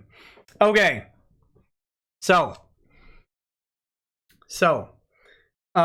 yeah, the dumpster fire pick was absolutely real. That was the title page of his PowerPoint presentation that the judge, by the way, didn't even watch. Lemoyne gets up and argues that Vic's a limited purpose public figure. the judge agrees that Vic is a limited public figure, and his legal standard he used is that it's because of the attendance in the courtroom, therefore Vic must be a limited purpose public figure. So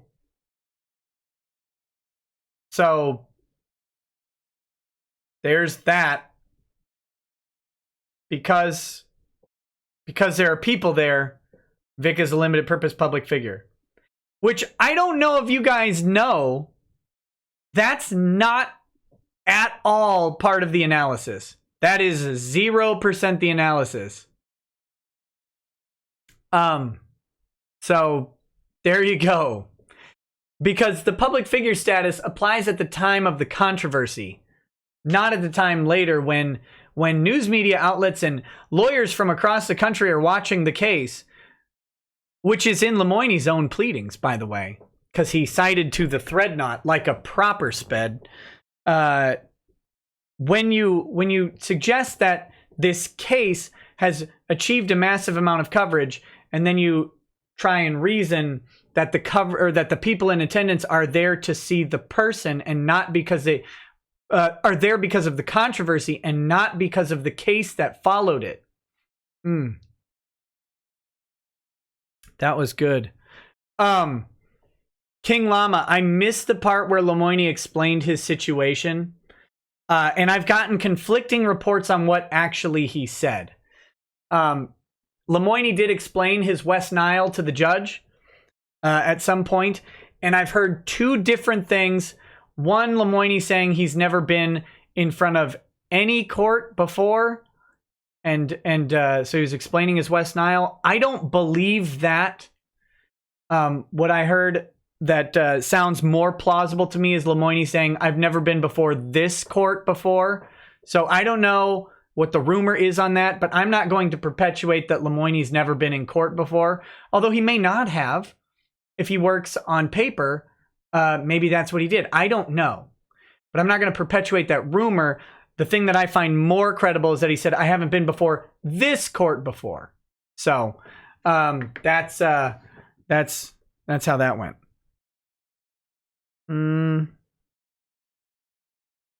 So Lemoyne starts making statements about Vic's behavior, talking about all the bad things Vic's done, like picking up consulates. And Ty objects at that point, saying none of this is relevant. The judge overrules the objection, but tells Lemoyne to get on with it. He doesn't want to hear all that stuff. That's a shorthand version of what happened, but that's what happened. Lemoyne goes into his Section 230 analysis, and judge says, I just want you to go through the defamation. He didn't want the 230 affirmative defense at this point, which to Chupp's credit, it wasn't proper at this point. But he says, you could hear the defeat in his voice at this point. He says, I just want you to go through the 230 analysis, or the defamation. I just want you to explain the defamation. And this is where the judge was maybe being unfair to Lemoyne. The judge just obliterated Lemoyne's argument, the entirety of it, which he didn't do to Sam Johnson. So giving some credit again to the both sides type thing. Judge says, no, tell me this. I don't care what you have to say. He didn't even ask Lemoyne to apply the TCPA. Actually, that's potentially an interesting thing on appeal. I don't know that Lemoyne or Funimation made the case that the TCPA applies to their claims at any point during that hearing. So that was nice. Lemoyne makes an argument about context. And I said, my note on the judge at this point is that the judge seems more perturbed with Rial and Toye's case than he was with Jamie Markey's. And this is, again, one of those clues well, maybe it's a clue, maybe not.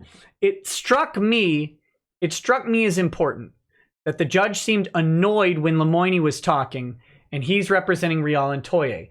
I'm not so petty, and I don't think Chupp is so petty that he would think less of Lemoyne because of how he sounds. I think a jury would have trouble with Lemoyne, but I think judges can look past that. And judges actually deal with lawyers with various disabilities all the time. That's kind of a That's a thing that goes on, and they're supposed to ignore that. And I think they do. And I'll give Chup credit on that. I think he was annoyed with the case from Rial and Toye and the sheer volume of tweets from Toye. And he kind of gives some other hints at that. During Markey's case, he said, well, how many tweets did she make? Only blah, blah, blah, like 4 or 5? Only that much? That indicates that there's a contra amount that is unacceptable, right? And we can infer that 360 or whatever Ron made might be that contra amount. So he has a couple clues, at least that I think I was picking up on, where he is much more skeptical of Ron and Monica's case. It makes me think that he got Markey out of there because he just didn't see the case for Markey and wanted to remove it. That's not proper. That's not a proper way to do a TCPA hearing, but it is an explanation as to why he might approach it that way. And judges love to solve problems. They love to be the guy with the answer and solving the problem, okay? So that if that's why he dismissed Markey, he solved that problem. Oh, well, I don't think they're going to do so well on this defamation case. Let's just get it out of here. We'll get rid of it, right? So he does that. But then when he sees the case where he sees maybe the real damage, this could be something that's going through the judge's head. I don't know. I'm drawing inferences based on observations I made. I'm not saying this definitively. The judge actually says to Lemoyne, he's like, well, how am I supposed to prove stuff false? It's hard to prove stuff false. And he even says, like calling someone a pedophile, for example.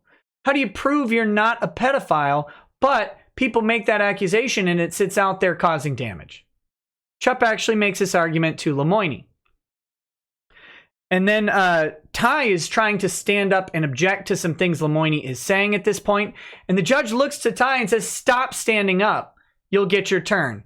Which again, I mean, it's not really proper for a judge to do that. You're allowed to levy objections throughout the entire proceeding. However, if the judge tells you to do something, levying those objections has a strategic risk to it. So he actually tells Ty to sit down and stop, even though he's standing up, indicating to the judge, I have something to say, waiting patiently for the judge to finish addressing Lemoyne. And then the judge says, sit down. You'll get your turn. Which isn't really how that works, especially if they're saying things that are not allowable. But that's what the judge does, and you have to decide if you want to antagonize the judge by challenging him, or if you want to comply with the judge and sit down. At that point, Ty chose to comply. Let's see. Lemoyne argues that the deposition from Toye cast doubt on Toye's knowledge of falsity and Rial. But remember, it's Vic's burden to prove to show prima facie evidence of knowledge of falsity.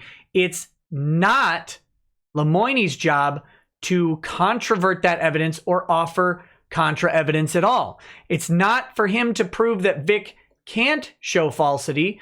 That's not how prima facie works. Not at all. So my note there is these are arguments for a jury. And this is one thing that Ty did not say that, again, in my Monday morning quarterback self, wanted him to stand up and yell, Your Honor, you're asking jury questions. You're asking jury questions. And I would wager that Ty really wanted to as well, but had to try and calculate in his mind, how pissed off do you want the judge to tell him you're applying the wrong thing? At some point, you've got two options. Antagonize the judge and maybe get thrown in jail, or make your arguments for the record on appeal if you think things are going wrong. I don't know what Ty's decision-making process was, but those are two avenues that you have to consider. At some point, you're literally facing being thrown in jail, or you're facing preserving your ability to argue and address the judge, preserving the duration of the hearing, but getting your stuff on the record. So we'll keep going on this. The judge says there's no slander if there's disagreement on facts. That's not true. So that's another statement that is very, very weird.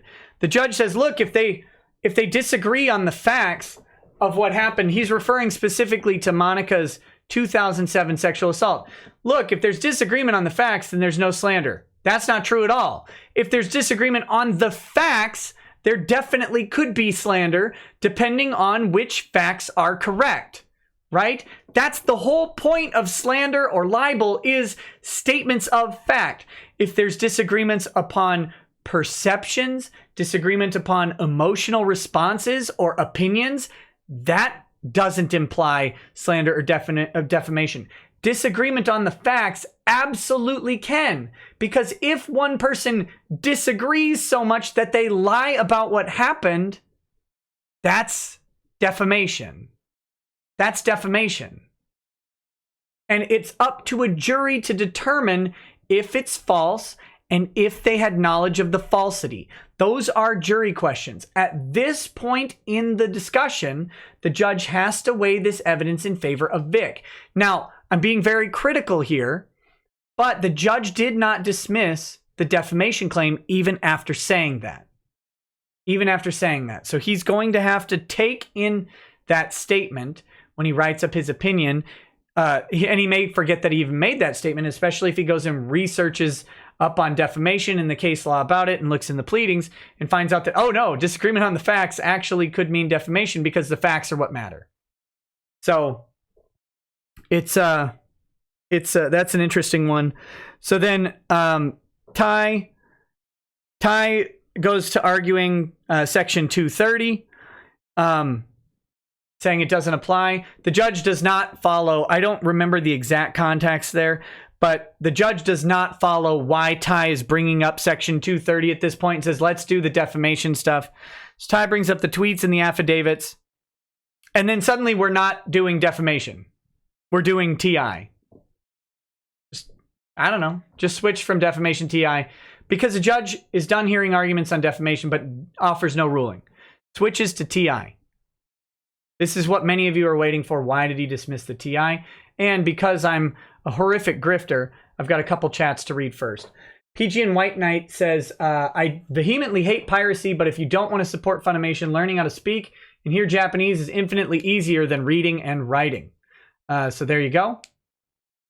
I, of course, cannot endorse piracy of any kind.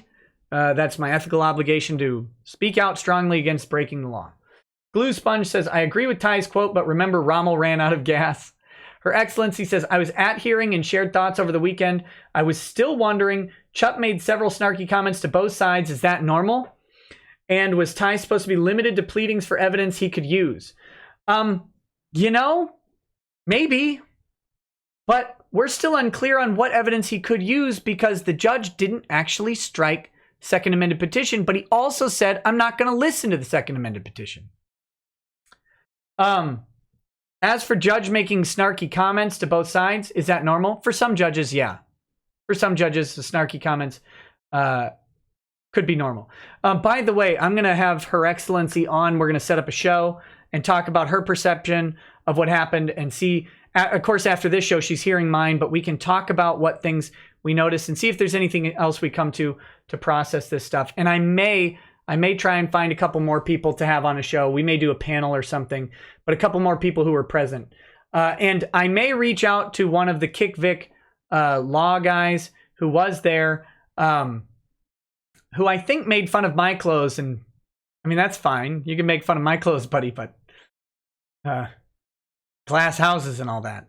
But anyway, I may reach out to him and see if he would be interested in coming on because he was there and I would like to get his impression of things. If he's going to come on for a dunk fest, I don't know that I'm super interested in that because I don't think it's the appropriate time. But if he wants to come on and discuss the hearing, if he wants to come on and discuss his impressions and say that he thinks mine are wrong and stuff like that, we can talk about that. I'm interested in that discussion. I'm not interested in berating him or him berating me, but I guess that's a possibility, but we'll see.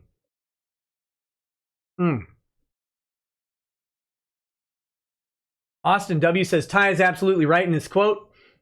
This is a battle and not the war. It won't gain Vic much win here. It will gain Vic far more to win against Funimation. It's not over till it's over. Nothing is over. Ty and Vic and we are still in this. I agree. Pooh Zerker says, dumb question. Since the GoFundMe is paying for Vic's suit, are BHBH allowed to seek contingency percent of the potential winnings? Normally 33 to 40% in my state on top of being paid hourly. That would be between Ty and Vic. There's nothing preventing them from doing that by accepting fees. But that would be between Ty and Vic. They'll have to work out that agreement. Scythar X says, I felt pretty bad on Friday when I heard the hearing result, Nick. I respect and appreciate your pursuit of justice for Vic while still seeking to get balanced analysis. My prayers go to Vic and his team. May justice stand. That's all we can do, right? Let's see. What's next? Okay, back to it. Okay. So here's the thing. The judge, Ty brings up the tweets, I said tweets, texts, and the affidavits in regards to Kamehacon. And remember, the judge is reading them. And the judge asks, what damages did Vic suffer at Kamehacon? This is a criticism that people have of Ty. And people have different theories on what it was. I have one criticism of Ty on the TI argument, okay? And I'm going to put it out there very honestly, is Judge Chupp kept saying that how did he word this? I'm trying to think of this. I didn't write down his specific wording, but he basically said they fixed the breach of contract and remedied their original agreement. Okay?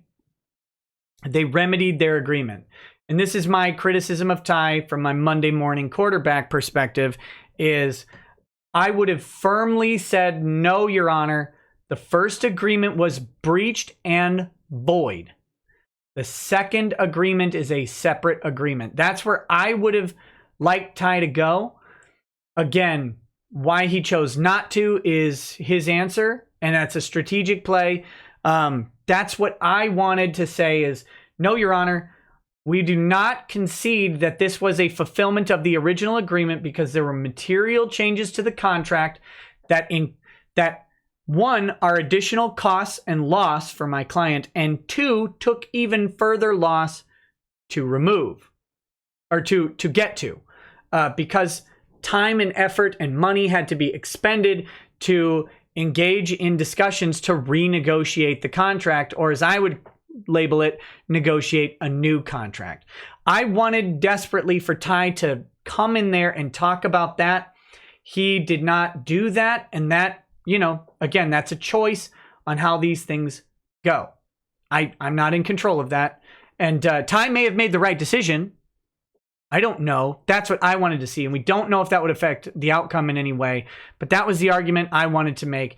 This is a separate contract. And the only reason, it doesn't ultimately matter in the legal analysis, but the only reason is to highlight those damages more precisely.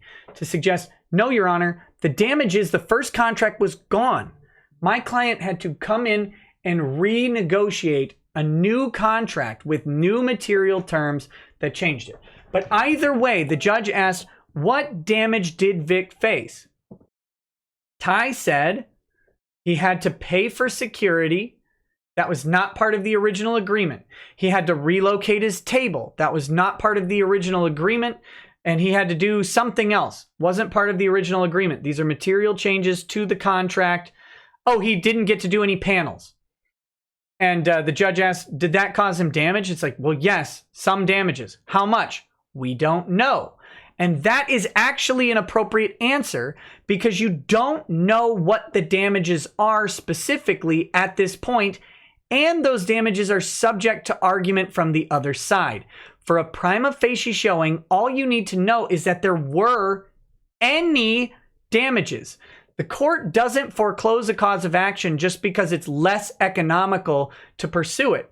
If someone wrongs you for $1, you can sue them for that dollar, even though it will cost you much more than that.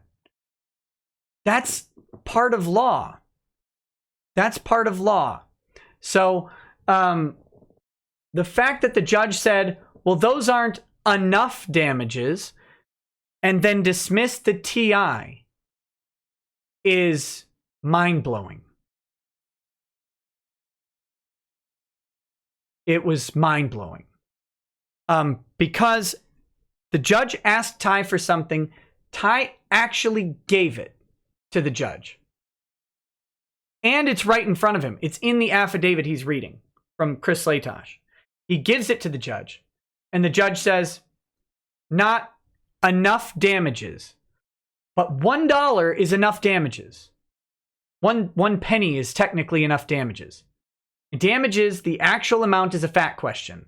It needs to be resolved by a finder of fact.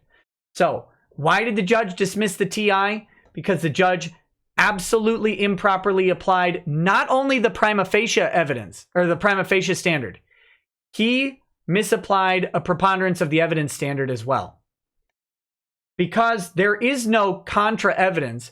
There's no one who says, no one in that courtroom said Vic incurred no damage, except for the judge who just decided that he didn't incur enough, I guess. Because he didn't even say that Vic incurred no damage. He just wanted more. But that's not the legal standard for TI at all. And so he tosses out TI with existing contracts, TI with business prospects. What do you do? What do you do? At this point, Ty is actually getting visibly frustrated with the judge and changes his tact. He changes it. Initially, he's a little more deferential. He's self-deprecating. He's making kind of jokes. There's a line going around where the judge asks, "Are you even listening to me?" And he's, "Well, no, Your Honor." He's making a self-deprecating joke there. I must not be listening enough. Ha ha ha. The judge wasn't having that. At this point in the hearing, Ty is pointing vigorously at the affidavit. We have them doing it, Your Honor. We have TI right here. It's right here in front of you. We have them doing it. Not only do we have prima facie showing, we can prove it. It's right in this affidavit. It's right here. The Kahn versus Vanderlinden case says that you couldn't produce an affidavit from the Kahn owner. Here it is. Well, then the judge wanted affidavits from other Kahn owners. But you don't have to produce affidavits from other Kahn owners at this point. You don't actually have to do that because the TI survives on Kamea Kahn alone. And the TI with business prospects survives on Kamea Kahn alone. Of course, in the record is Ron's text saying that Monica and her agent will be contacting other conventions to also tell them that, and that is prima facie evidence of interference with other conventions. I don't think that was brought up. That's another criticism I have of Ty. But at this point, when you say, "Judge, it's right here on the paper," and he says, "dismissed," you can understand why some things might get missed, or at least I can. I can understand why some things might get missed at that point because, "Judge, it's right freaking there. It's right here. You're looking at it." He says, no. So that was lovely. Now this is getting kind of late in the hearing. The judge is now dealing with a more combative attorney, and there you go. Yeah. Oh, yeah. Judge dismisses both TIs against Real. I do have another note criticizing Ty at this point. I don't know if it's Ty or the judge, but they were saying attempted tortious interference with Kamea Kahn. And again, I don't want it to be attempted. It's not attempted. They did interfere. They did interfere with Kamea Kahn. They caused damage. They caused the breach. Interference occurred. It wasn't attempted. I know the judge kept saying it. Ty might have said it too. I don't remember specifically. And if he did, that's why I wrote it in all caps on my page. So that was a criticism I have of Ty. But you can make your determinations on if he definitely should have said that. But at this point, he's been arguing with this judge for 2 hours, and the judge is applying inappropriate standards to the entire case. Nathan Kish says, after hearing all about all this last week, it hit hard and I avoided watching any videos on the topic until I could hear your coverage of it. Take this pittance and get lady rackets and the mini rackets, something sweet and sugary. Thanks, buddy. I will. Let me see. Where are we?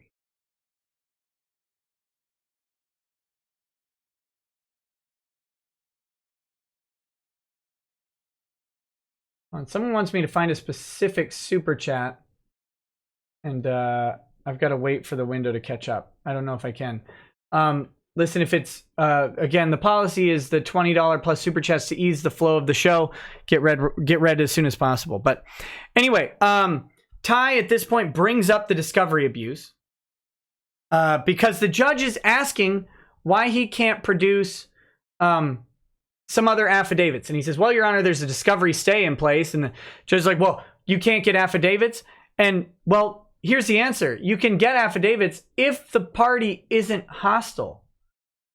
But a lot of these conventions are hostile to Vic. So, no, you can't get affidavits without discovery. Or you might need a deposition. Or you might need a subpoena.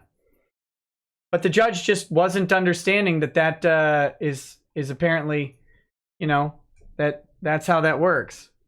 I don't know.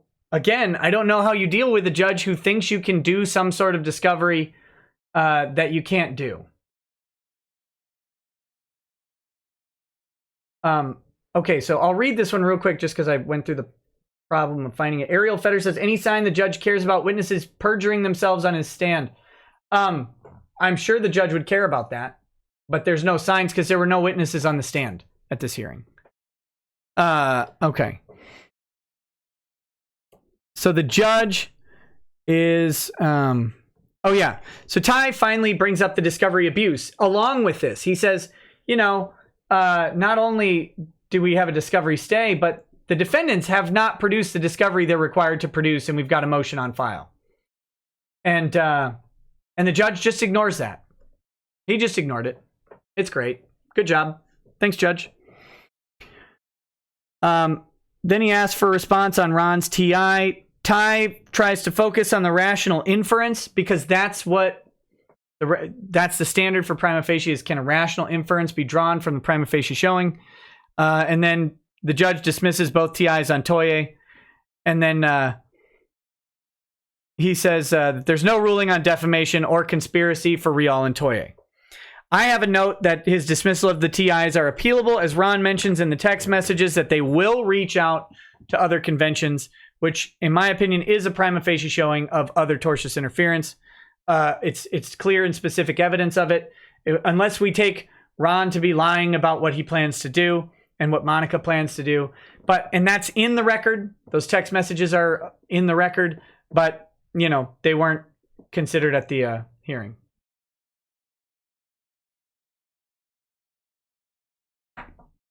All right, Funimation.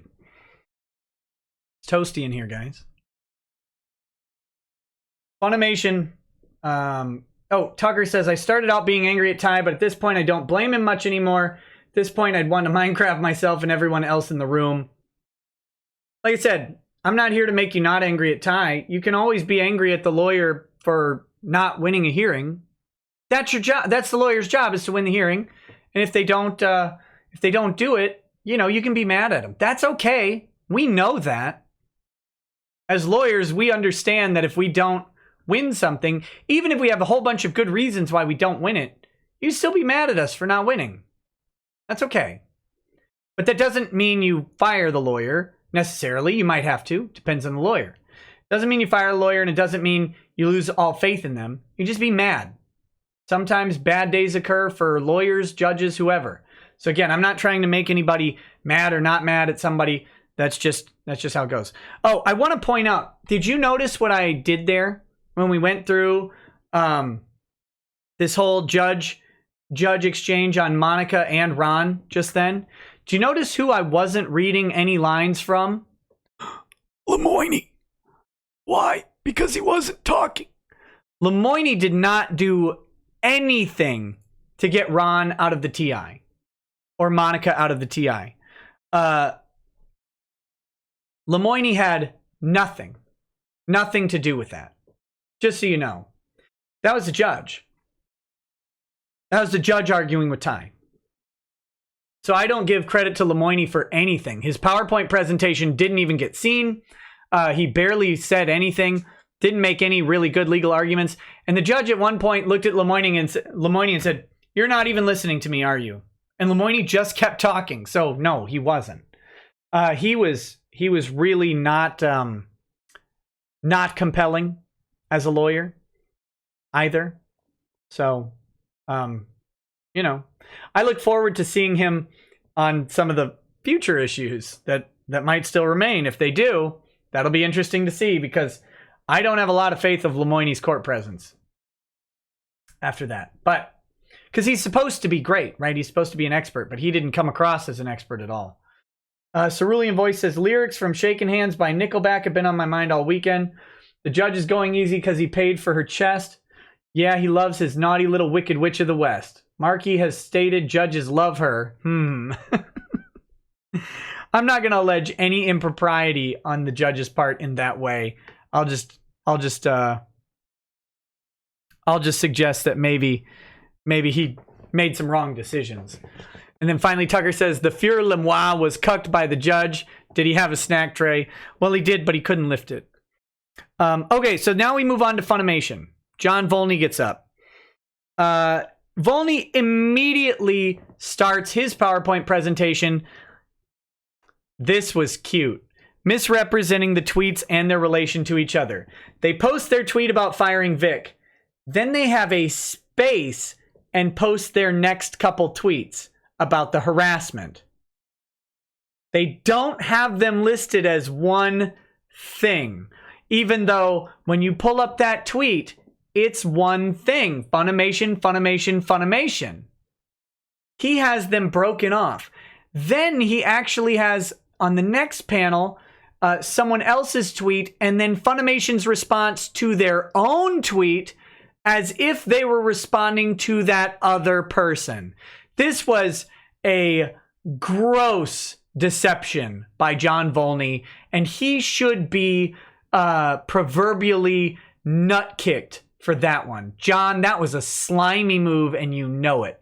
You misrepresented the presentation of those tweets. You misrepresented who they were responding to at the time. You acted like the second tweet was a response to someone else's when it was a response to your own.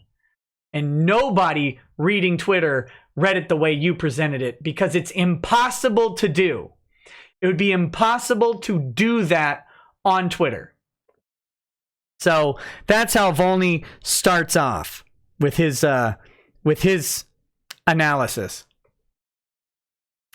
Volney then says, you know what? Vic didn't do any discovery or deposition. He just didn't do it. This is a part where I wanted Ty to hit this a little hard, and he hit it, but not hard. They weren't allowed to. They weren't allowed to. Discovery stay. There's a discovery stay, and they weren't allowed to actually do the discovery, and Funimation filed their TCPA one day before the discovery stay, or before the discovery deadline. So, you know, he said, well, they didn't do any deposition or discovery. There was a discovery stay in place, John. So they couldn't.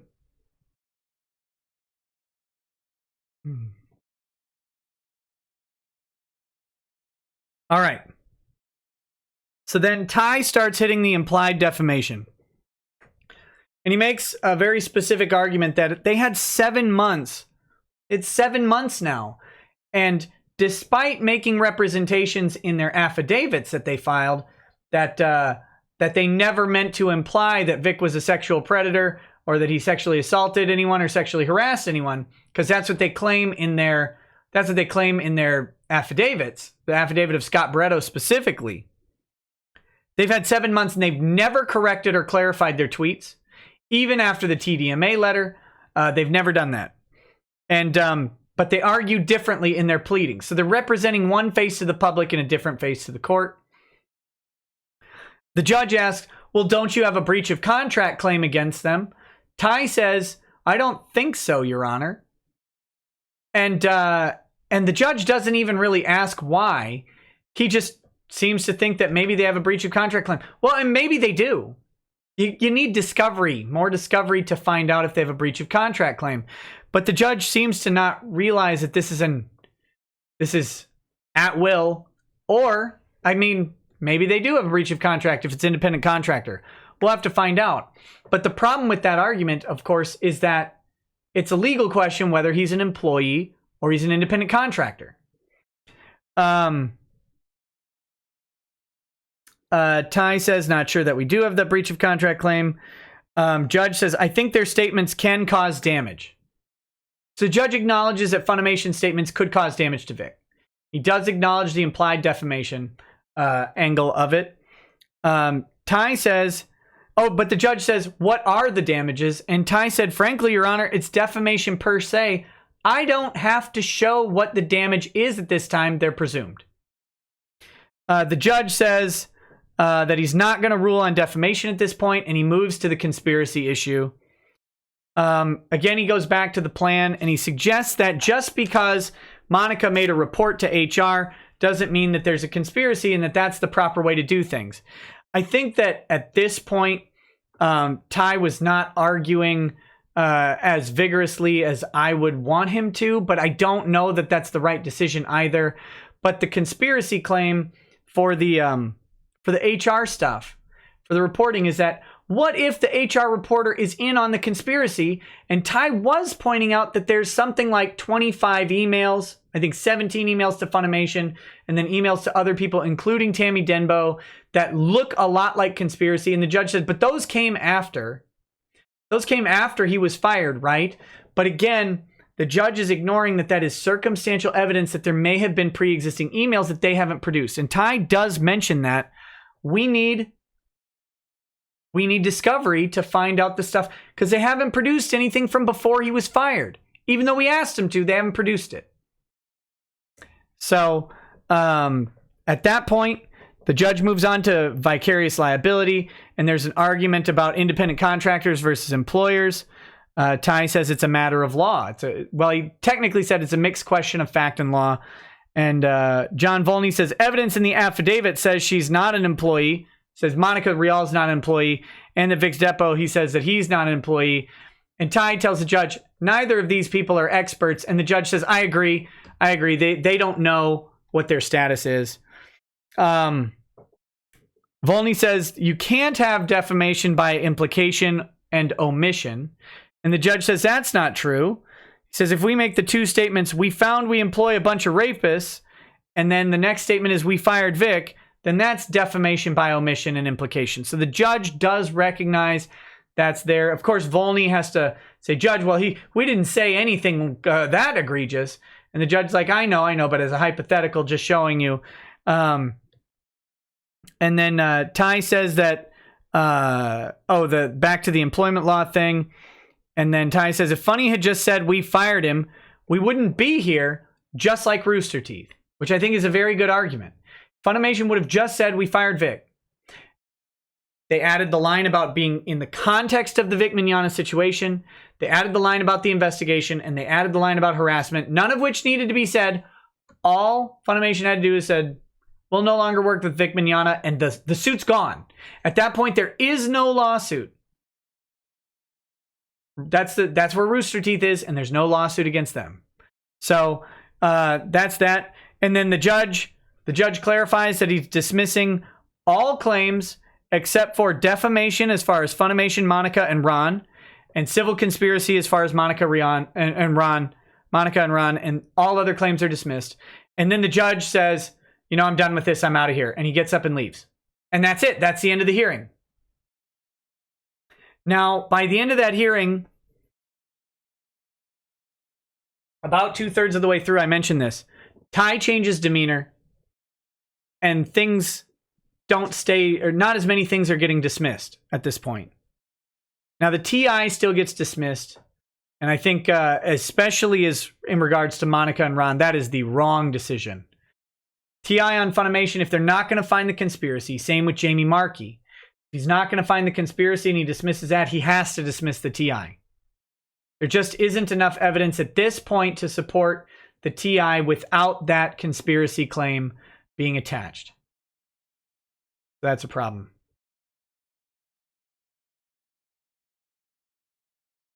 I know there are email leaks of Monica telling Rooster Teeth to fire Vic. I think I leaked them. Let's see. Nixx says, Volney's PowerPoint is exactly why, to paraphrase Rich Masterson, we need judges who know what even is a tweet. Yeah, absolutely. Absolutely. All judges need to be about 15 years younger than they are. That's not a criticism. That's just how it's going to be. If we're going to be litigating a tech-savvy society, we've got to have judges who understand what tech even is. Karadas says, you think the judge might be ticked off about being forced into a Me Too case. Possible he's worried about his own image if he rules against them. P.S. Still shilling for my own Indiegogo. Making an audiobook. More info at my site, havedtruth.com. Haved, H-A-L-V-E-D. Havedtruth.com. You guys can go check that out. Halved, cut in half, halved. Havedtruth.com. You can check that out and see if you're interested in Karadas's audiobook. It's possible, but I don't think so. I don't think he cares that much about that. I frankly think maybe the judge had a bad day or a bad week. Like that's it. I'm not going to credit malice to him or anything like that. I'm going to say that I think that the judge maybe had a bad day or a bad week. On Monday, he had to reverse a decision that he made 7 years ago, and the Supreme Court said you're flatly wrong. And it made the news, which means that the news sees that the elected judge did the wrong thing and now has to correct it. And it was a religious issue that he got wrong, and in Texas, that might matter, especially in his county. Dustin Fritzfar says, all you Umies do is useless mucking about with laws and evidence. Some stupid grots are saying you're not orky enough, you need to bash this stupid head in. So there you go. But, you know, I think the judge might just be having a bad day. You know, he could be sick. He could be thinking about something else. He had another hearing at 1:30 apparently that he could have been thinking of more. He might have read that more recently. Who knows? What I do know is that there's a way to run a TCPA hearing, and the judge didn't conduct it in that way. But here's the basic layout. All the parties come in. All the parties make their case as to why the TCPA applies. And you can do this individually or you can do this separately. Okay? And then Vic, either after each case from each party or after, or after all the parties, it doesn't matter, presents his evidence as to why the TCPA does not apply. That's a preponderance of the evidence standard. And at that point, the judge can rule on whether it applies or not. If he rules it applies, they go to the next step. Is Vic a public figure? They make their case, either one at a time or all together, doesn't matter. And then Vic makes his case as to why he's not a public figure. Again, preponderance of the evidence standard, 51%. Makes a ruling, done. Those two rulings done at that time would be very, very hard to appeal. Be very hard to appeal. Because he went through, there's no other evidence being considered, there's no other standard of law. He says, preponderance of the evidence on this issue. Go. They do it, he rules, done. After they decide that, let's say they decide TCPA applies and either public figure applies or it doesn't matter which one. Next, Vic or Ty has to stand up and make their case without input from the other parties as to why they've got a prima facie case. That's it. That's how that works. They make the case that it's prima facie. Now, the judge may want to hear objections during that prima facie case from the other party. They can say, objection, Your Honor, that's inadmissible.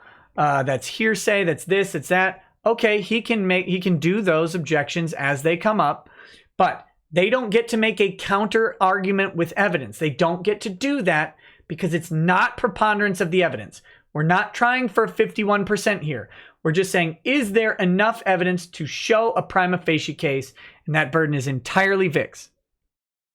After that, the judge then will rule on each issue. And Ty and Vic can go through each cause of action against each place or against each person and just lay it out. This thing over here, this little fact chart with all of the cause of action and why they apply.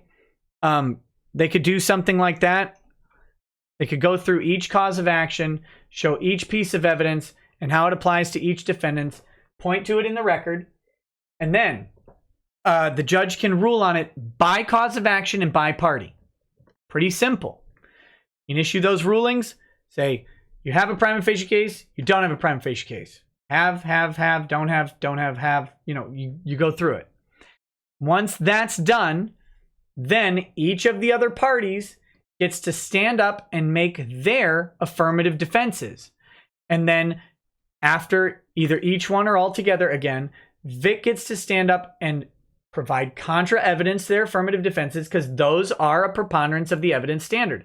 Now, if the preponderance of the evidence standard is met, the judge can then rule that that the affirmative defense applies and the cause of action is dismissed. Simple thing to do. That's it. That's how it plays out in the statute. That's how the appeals courts kind of read it. There you go. But he didn't do that.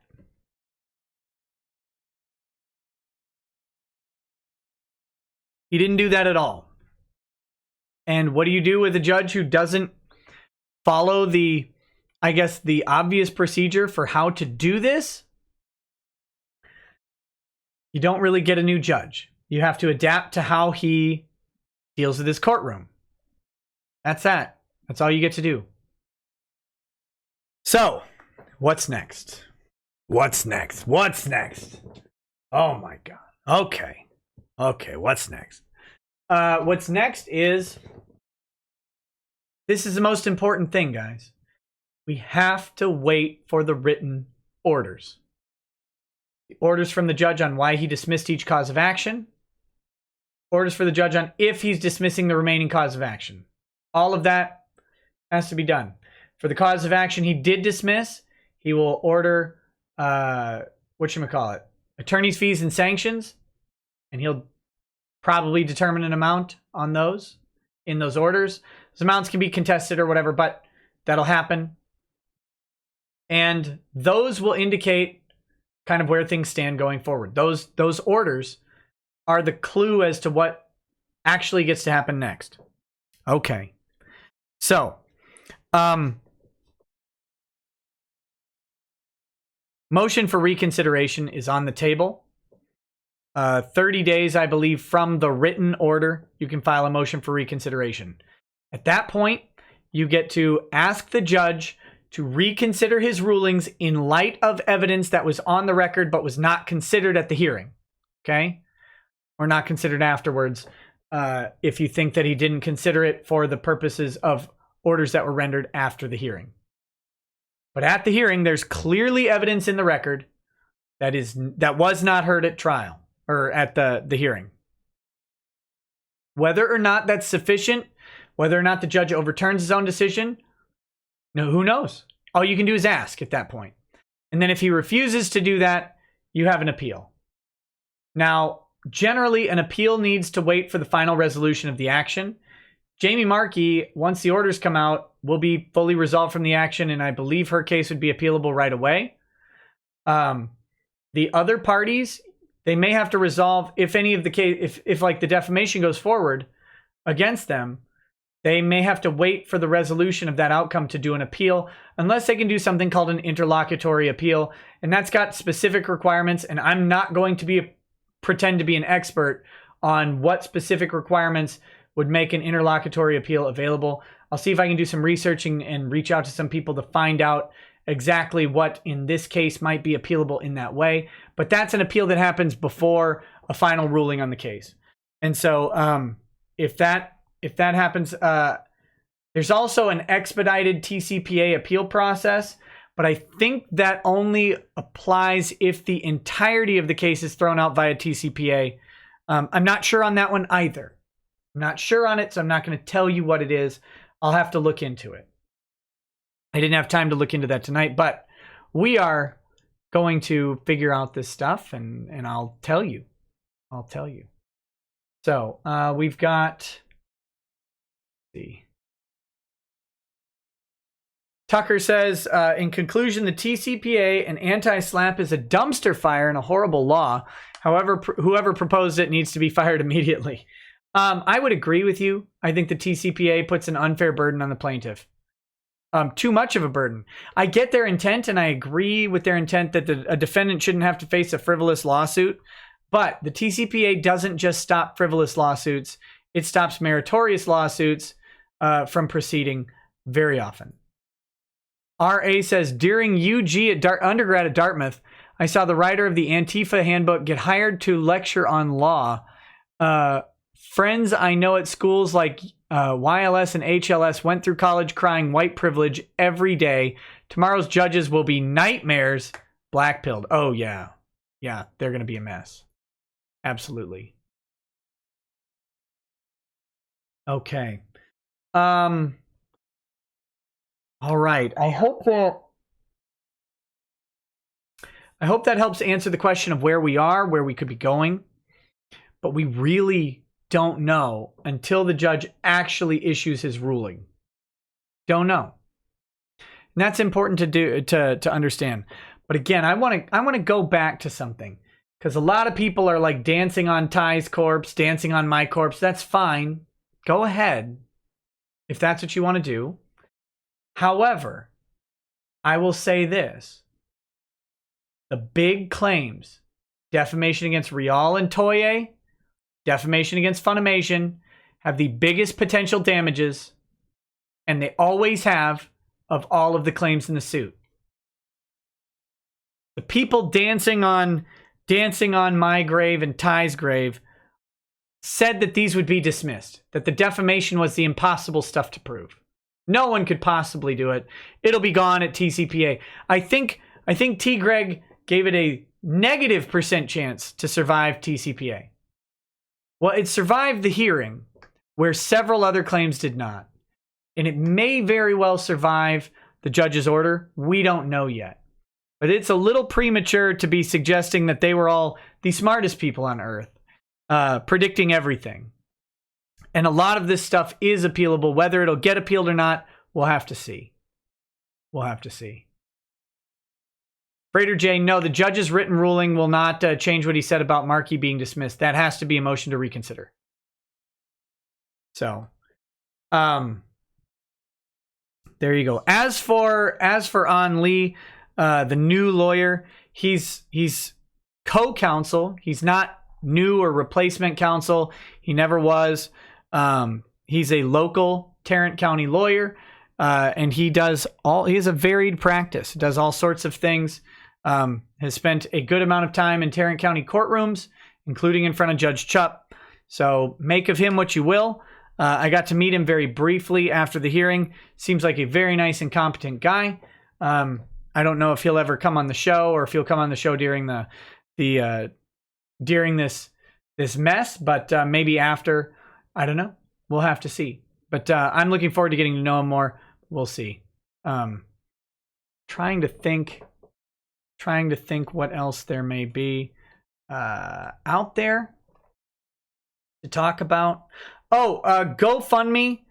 I'm not like pimping the GoFundMe or anything at this point.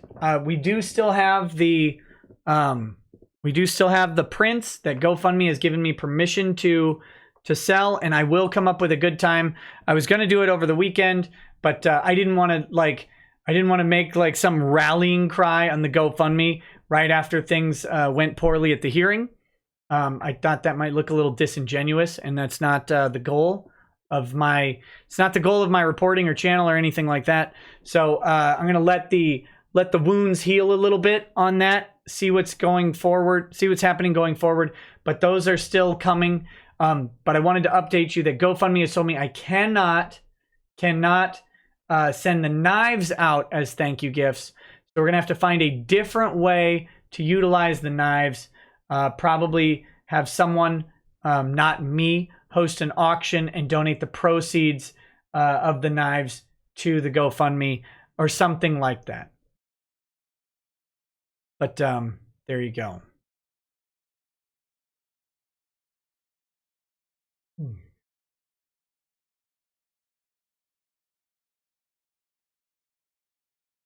So there you go. What else do we have here? Okay, Blaine20 says, I'm confused. If Chupp had heard the prima facie case and only objections, why did defendants have PowerPoints ready? Well, because maybe they figured it wouldn't be run like a prima facie case, but would be run by a preponderance of the evidence case. Because maybe that's how judges do it, even though that's not proper. So,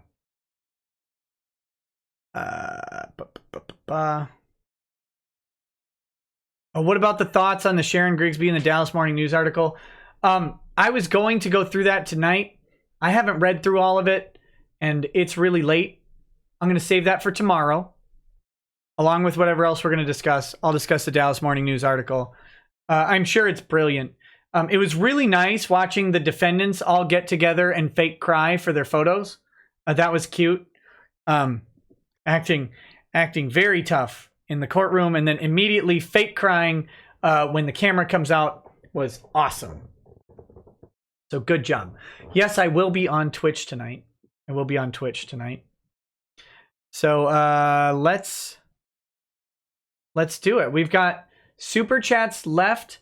So thank you all for watching. I know many of you are disappointed in how Friday went, but listen, law is a couple things, but law is not fast. And law is not final, at least at the early stages. It's going to be a long haul on this. As I've said for a long time, excuse me. It's going to be a long haul on this, so there will be lots more to come. This will not be a quick resolution.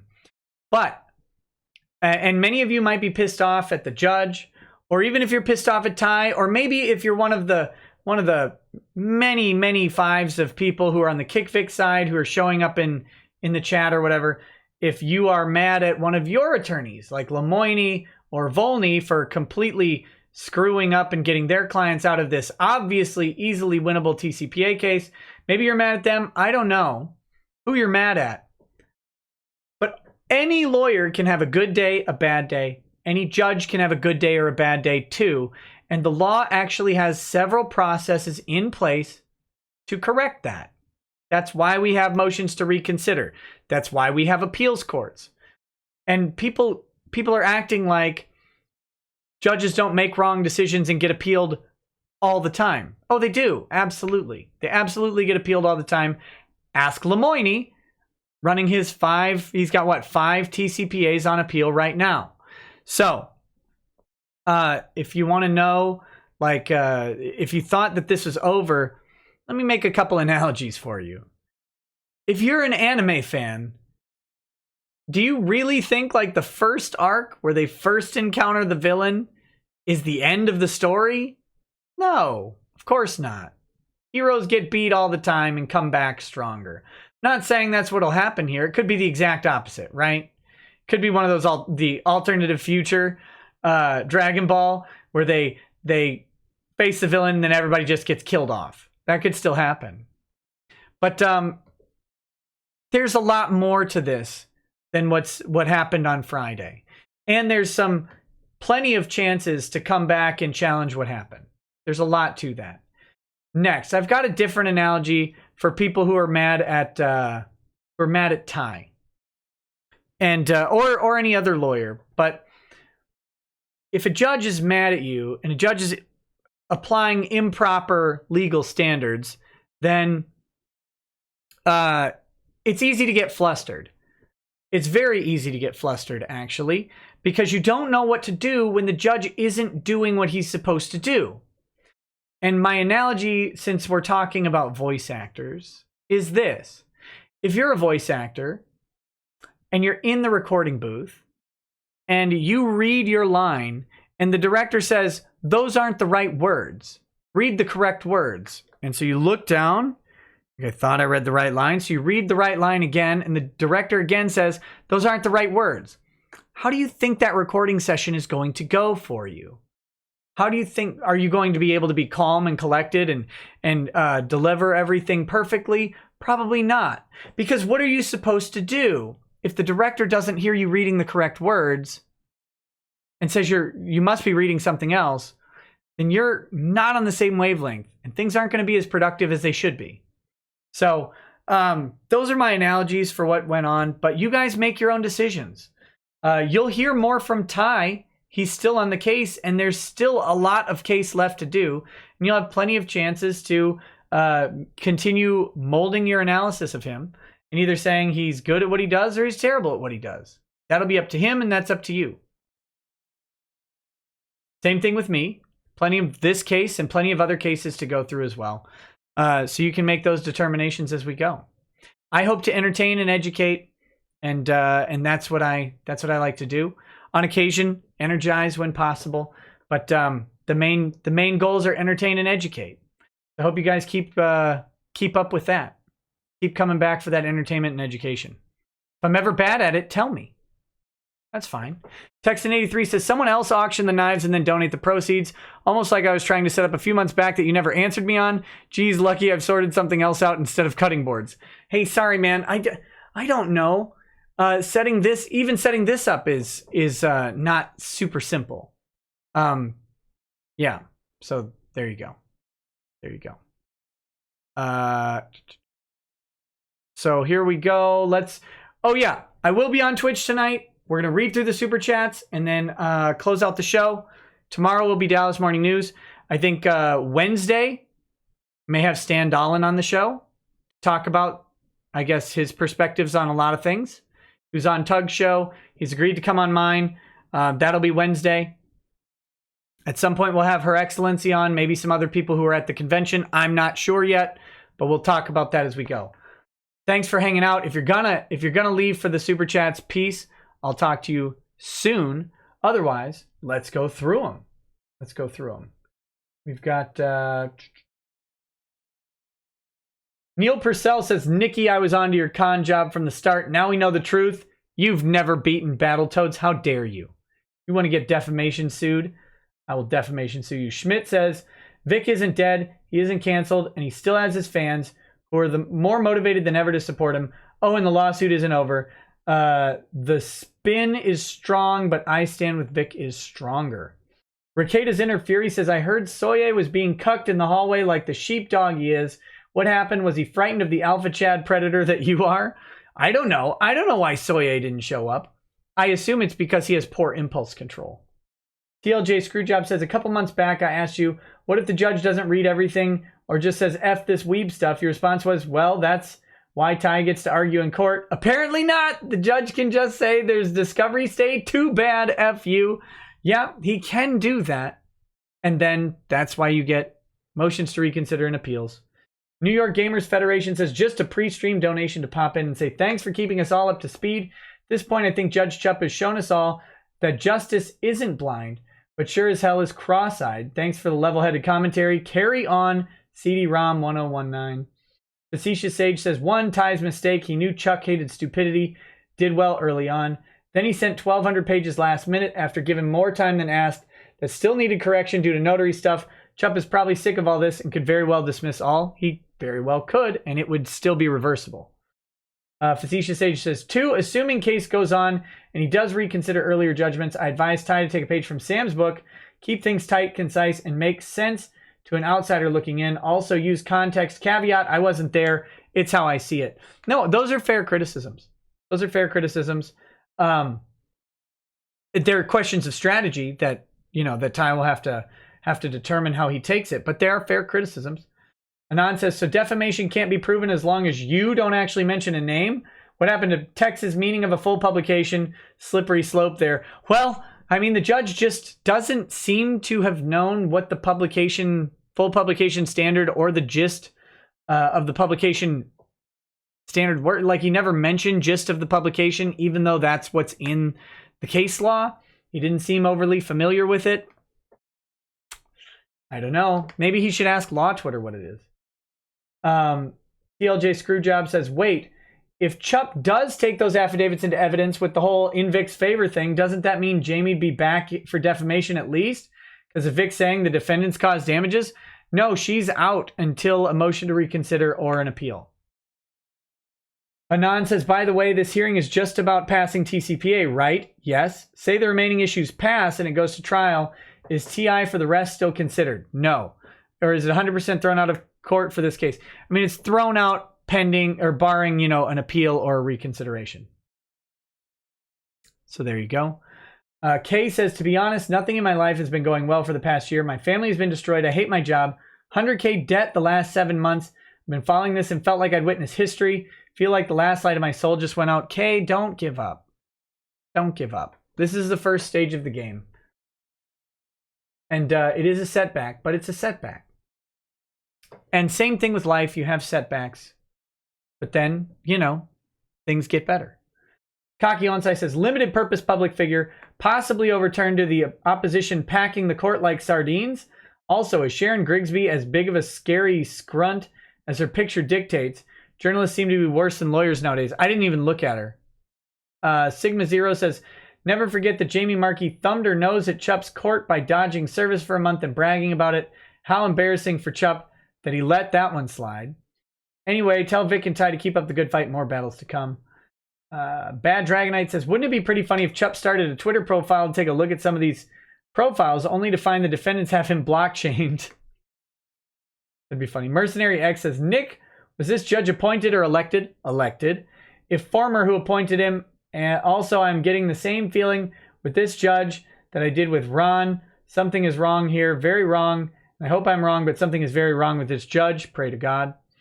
Cormoran says, win or lose, this is still Vic taking others to court, not the other way around. They never had him charged for what would be criminal offenses, so he's innocent regardless. Also, can I petition the court to have Sloppy Joes renamed to Sloppy Ties? You can. CLJ Screwjob says, if it's going to take another year for the appeals to just get to the other judges, even to look at that, look at them, then that means ANN and Rooster Teeth and Manjaw and Arms Girl are going to get away with effing over Vic. GD. Well, we'll see. Prophet of J. Caesar says, the year of the Gunt is coming. Those that doubted the Gunt will soon beg for forgiveness. Gunta, gunta, gunta. Redacted says, I'm not mad, I'm just disappointed. Schwazoom says, Chupp threw away Vic's TI with prospective business contracts because he could not prove the exact amount of damages from canceled contracts, which would be under TI with existing business contracts. What law is he using? I don't think he knew at that point. I really don't think he knew at that point. Pro Hero All Might said, can a judge just go, hey, never mind, I take back my ruling without any appeals? No. Nope. Cherish Willis says, what do you drink whiskey out of right now? This little stone cup. Douglas the third 368 says, Ricada Law, call me Doug, DM you on Friday. I would like questions answered. 1, does Ty know he screwed up? Maybe. If you think he screwed up, I guess. It depends what you mean by screwed up, I suppose. But yeah, I don't think Ty is overly happy with his performance on Friday. If that answers your question, maybe that's the answer you're looking for. 2, are you seeing how Kick Vic is already celebrating? I don't care what Kick Vic is doing. And 3, is Ty going to appeal? We'll have to see what the order is first. Bad Wolf says, have faith no matter what. I've been in and out of courtrooms for 17 years trying to get justice for my sister's murder. I continue to fight, never get up. Court doesn't go your way. You keep fighting for what is right. Silva Luca says, as this goes to appeal, Vic will need more support. That he will. That he will.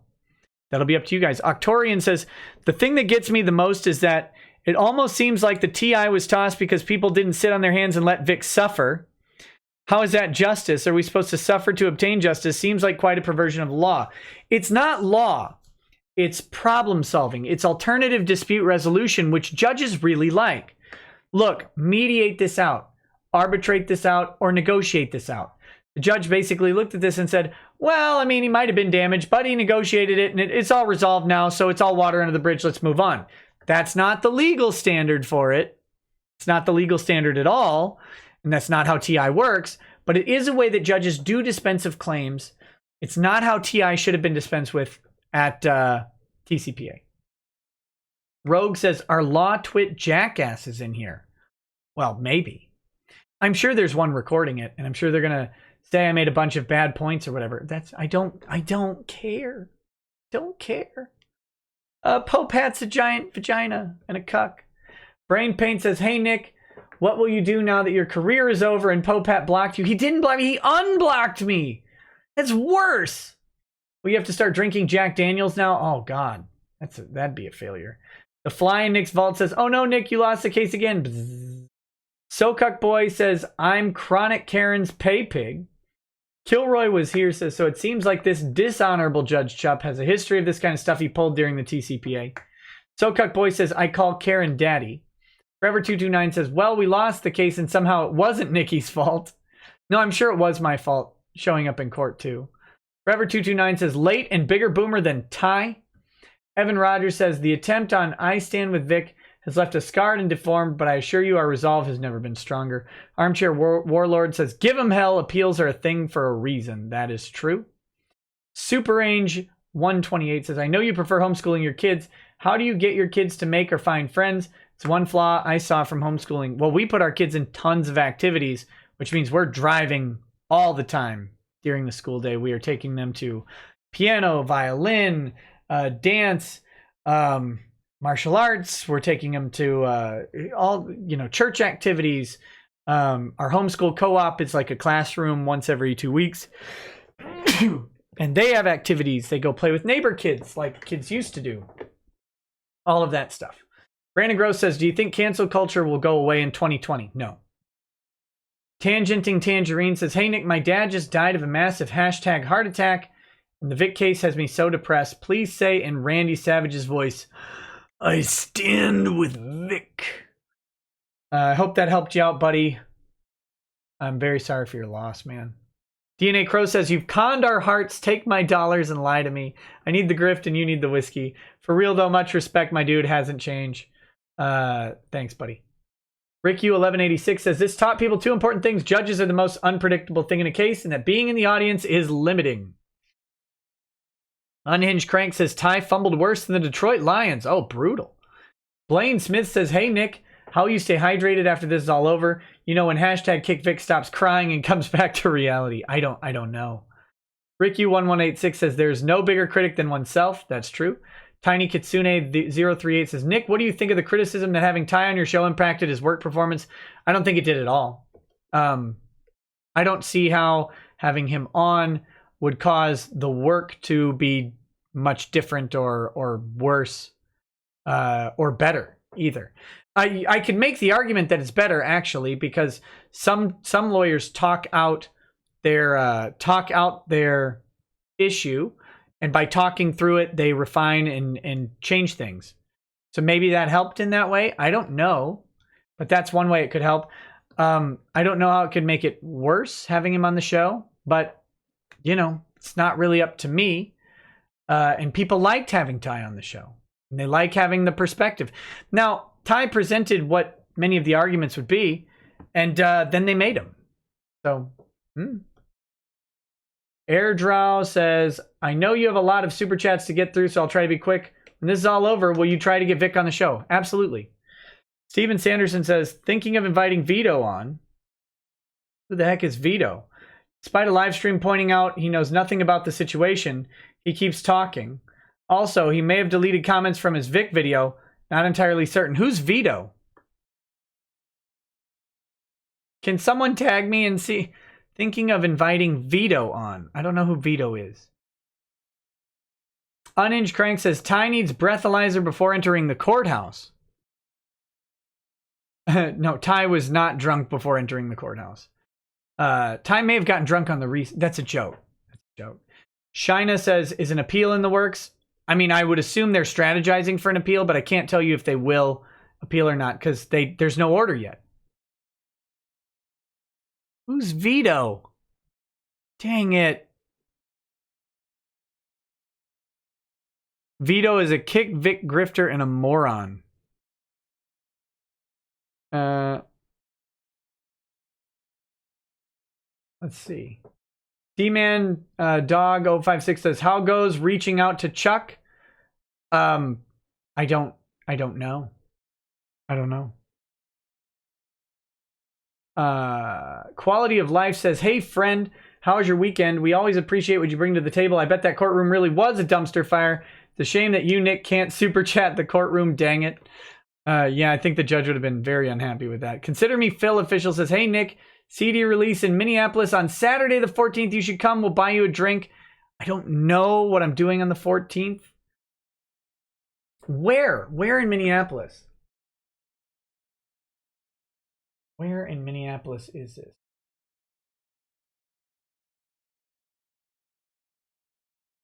Oh, I don't think I'm going to be able to. But Fatal System Error says, not going to lose faith. Getting knocked down is part of the game. Matt Rosenfield said, Hail Caesar. Hail Caesar. Yeah, I did see Ethan in the chat earlier. Hey, Ethan, if you're still around. And Arizona T says, I'm hoping Vic wins just because Broly is my favorite character and Vic deserves better. Voltic Enigma says, it's going to be a rough few weeks, but we all need to stay strong for Vic no matter the outcome. We got him his time in court, and that's what matters. Hashtag we still stand with Vic and stay cool. Malachi Tomlinson says, Vito is the replacement Asterios. That sounds terrible. Malachi Tomlinson says, dang it, Ty, don't you know the script? Nick was supposed to lose the case. Just kidding. I hope you win an appeal and get TI back, and I hope you and Vic are well. Unhinged Crank says, the defense was prepared for the law not being followed. Tide should have been too. You can't ever prepare for that.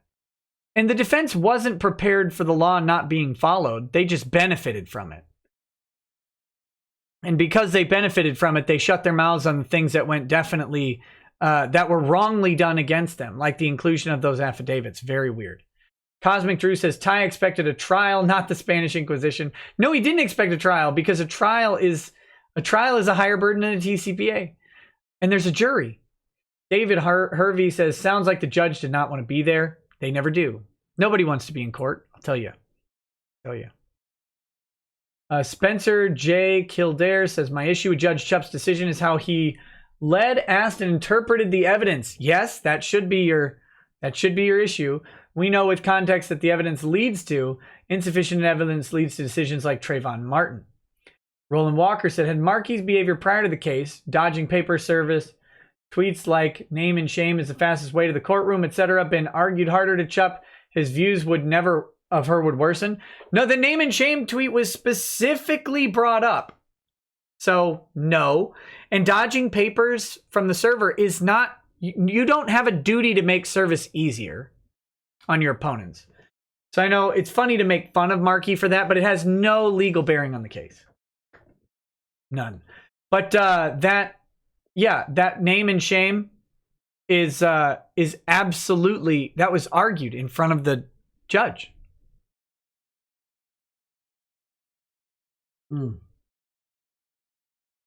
RickU1186 says, I have great respect for most laws across the world. I know a judge and several lawyers. Like me, they were angry when I told them about the hearing. Yeah. It was a weird hearing. Very weird. EEF says, tell Ty to treat it as an actual trial, max evidence. Well, they don't have it all. That's what discovery's for, and that's why you don't have to bring all of the evidence now. Snark Mark says trial law is slow and has a lot of mulligans. Altira Mungara says, as a military history buff, feel the need to point out that early wins are not the best barometer of final victory. Just ask the Japanese. Hector Velasquez, so are we dealing with an incompetent judge? Maybe, but I think maybe he just had a bad day. Heathawk Noob says, enjoying this nice, cool 93 degrees Arizona weather. Feel maybe the case might be dismissed, but I'm just a weeb who builds Gundams, so I'm not an authority on it. Hope you have a great night. Hey, you too, buddy. We'll see. It could be dismissed. It could not. We gotta wait. Green Bullet Prod says, still baffled on the TI being thrown out. You even mentioned this before. Just because he was re-invited doesn't mean the interference didn't occur. That's correct. That's correct. Gothic says, heads up and cheer up, people. We are far from done yet, so stop all the BS infighting. Infighting really doesn't help anybody, but, you know. Evan Rogers says, do you get any dirty looks from Markey or Rial or any of the other defendants? Yes. They were not super happy that I showed up. Raider J says, I ain't seen fair weather fans like this outside of Yankee Stadium. The Wrong Crafter says, hey, Nick, I'm sad for what happened in court. Hope it gets better. I made a vid talking about Vic in the case. Hope it helps. Also having my first whiskey today. Hey, enjoy. Enjoy it slowly. Morpheus29 says, even if it goes poorly, there will be backlash for funny and these weirdos.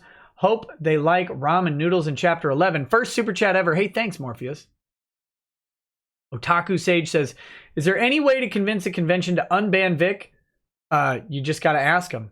Hoping there's something Ty can do, but I'm clearly not a lawyer. Hopefully there's something. Unban him? Well, he has to be banned first, and he's technically... I don't know that there are many conventions that have banned him. There are many conventions that just didn't invite him or canceled him. They didn't necessarily say they banned him. Shan Ryder says, is it possible the judge read Ron's affidavit and lost the ability to give a straight answer? Possibly. Possibly. Kara Pappas says, why didn't Ty have Vic's contracts? How? Maybe Vic doesn't have his contracts. Maybe a lot of them, like, here's the thing. If you're going to a convention for the 5th time and you know all the terms, maybe there isn't a paper contract. That doesn't mean there isn't a contract. A contract is not a piece of paper. That is a memorialization of a contract. They're very different things. Contract is an agreement to exchange legal rights and obligations with another person for value. That's it. That's it. And so Ty doesn't actually have to produce a paper contract because, again, in the pleadings are listed all of the contracts Vic had with different conventions that canceled him. Those are contracts. Or, in the alternative, if they're not contracts, they're prospective business relations and an expectation of a future contract. They're there. They're in the record. Both causes of action are fulfilled by those things. And it would be up to the other party after TCPA to argue that they're not proper contracts or to argue the sufficiency of the contracts and all that stuff. That's for a later hearing. Mosa Faye says, Kick Vic are pretending to stand with Vic. No lie. Yeah, of course they are. Oh, we just want what's best for Vic. Sure you do. The Wrong Crafter says, Judge might be a feminist, female biased person. It's possible. No idea. Evan Rogers says, I'm coming for your consulates. Lemoyne. Zero Dav says, Ty needs to meet with the judge. I smell bullying. Ty can't meet with the judge. Talbot Link says, trouble with weaponized autism is that it's still autism. I know people were going to spurg at the first big bump. Lol. Dequarius Walker says, honestly, Nick, I think Chup has made up his mind and knows what he's going to rule. I think the other side might have won this, in my opinion. We'll see. We'll see. Gas says, Judge is a typical boomer. Mini Mages says, with the many cases I've seen growing up in Texas, the judges have always seemed to judge everything half-assed. Not just Texas, pal. Not just Texas. Alex Bridden says, for Soye's transcriber, Ron, I challenge you to a remote duel. Your Soy remote is no match for my Wii remote. Face me, for I am the one that shall defeat you. Dramatic anime music plays. Eliel Vladen says, I wonder, will Jamie Markey be able to take funds out of the GoFundMe for her attorney funds? How Vic will pay for the attorney funds will be up to Vic. I don't know that there will be GoFundMe money available for them by the time he has to pay. We'll have to see. I don't know, because attorney and client billing is confidential, if not privileged. Zypher Warrior says, Ron Toye is now referred to as a server Cuckington. No one important says, not even angry, just depressed, realizing the mean girls can rule the world. People can be as cruel as they want with no consequence. Just hoping Funny does something about their employees at this point. We don't know that they're ruling the world. We don't know how hard this controversy will impact them at conventions. Bad Vibe says, would McKenzie versus Miller Brewing case study? I don't know. I haven't read it. Philemon Boga says, off topic, any beard growth advice, Nick? Help, please. Rub, what is it? What is it? Miracle Grow on there. That's a joke. Don't do that. No. Time, buddy.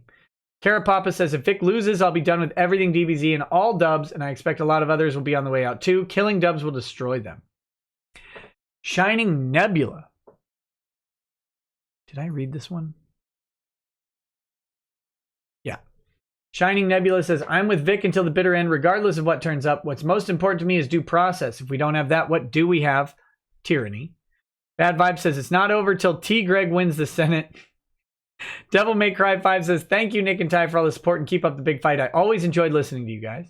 Patrick Radcliffe says, what is Chup's legal background? He was a plaintiff's lawyer, and then now he's a judge. Fleabag says, is Ty going to pull a DB Cooper with that GoFundMe money? Also, you look just like Foghorn Leghorn. I say, keep up the great work, Nick. Thank you. Thank you. Marek Royals says, hi, Nick. Nice to be able to watch your stream after Cyclone Dorian hit NS yesterday. So I wasn't able to follow the news. Thanks for the info. Might be out of a job, though. Store boardwalk was damaged. Oh, dang it. Hopefully not, buddy. Good luck. From Eggman. Just hope the appeal happens. Seeing actual dastards go free after all this is beyond ridiculous. Fight on, Vic, and may you salvage everything efficiently. Alec Britton says, I think I figured out what happened to Casey. He objected to form so many times that he objected to his own form and transcended physical existence. Mario Carter 13 says, in game of Boomer versus Boomer, we all lose. Jason of the Great Awakening says, I read events as though Chup may have pegged Soye as instigator. Ooh, maybe. I thought you were making a pegging joke, but you were actually being serious. Yeah, he may have. The one says, maybe Vic should make a statement so the GoFundMe doesn't lose momentum. Looks like it's going to be a long one. This blow could slow it down. That's up to Vic. I don't know. I think it might be a good time for a Vic statement, but I don't know. We'll have to see. Michael Gonzalez says, this judge sounds like he doesn't know what he's doing. Sounds like he half-assed his job. Bad Vibe says, military law, unsecured penny can get you in legal trouble if pursued. Andrew Huerta says, is the judge related to Shane Holmberg? Oh, God, I hope not. Galudro says, do you know if Ty is going to appeal? I'm very curious if it's possible. It is possible. I think it's likely, but at this stage, I don't know because there's no ruling yet. There's no actual written order to appeal at this point, so we have to wait. Mr. CPU says, would they need a motion to reconsider for each point? I mean, no, they'd make one motion to reconsider everything, and they'd probably ask for a do-over of the hearing or something like that. Elio Vladen says, so you're telling me this fool of a judge ignored clear evidence and just went like, I see no problem here? Such BS. In some of the cases, yeah. Now, again, TI for Markey and Funimation was hinged on the conspiracy. So those getting dismissed after the conspiracy is dismissed as to those parties, there's nothing you could do. They didn't have an independent case against Markey or Funimation for the TI. But all the other causes of action, including the conspiracies, did have a significant amount of evidence. Ageth Thomas says, oh, dang it, where'd it go?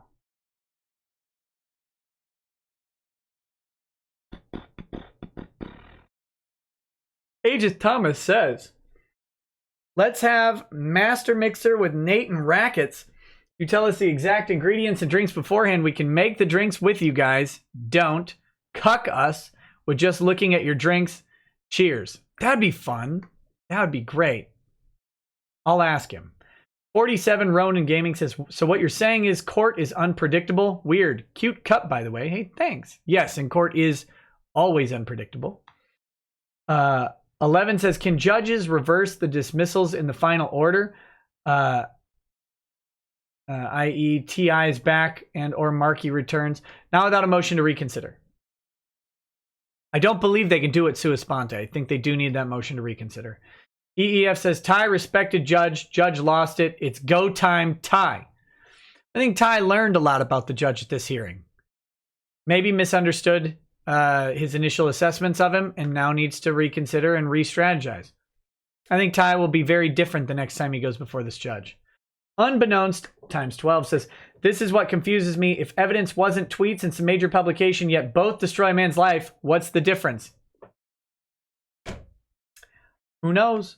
Austin Hartless says, this chick I blocked took her friend's phone and texted me, F off, die older. I can't stop laughing. Hashtag die older.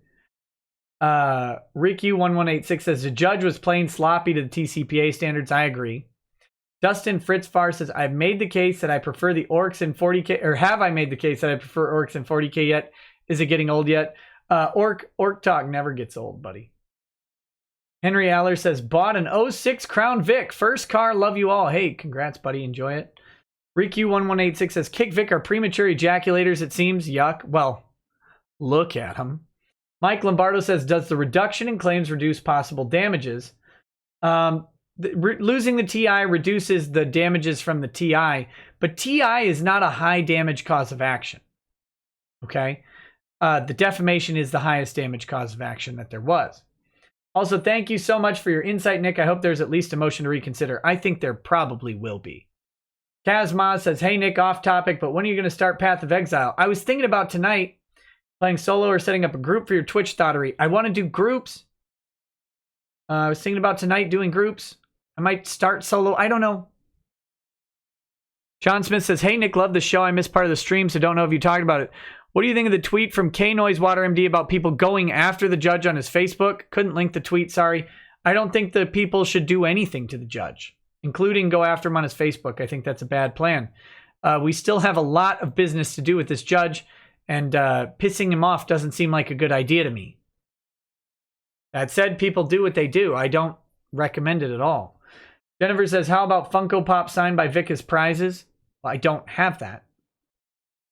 I'm sure they would be fine. I just don't have it. Nova Zero says, did any kind of food stuff rest on top of the projector? Because if so, snack tray.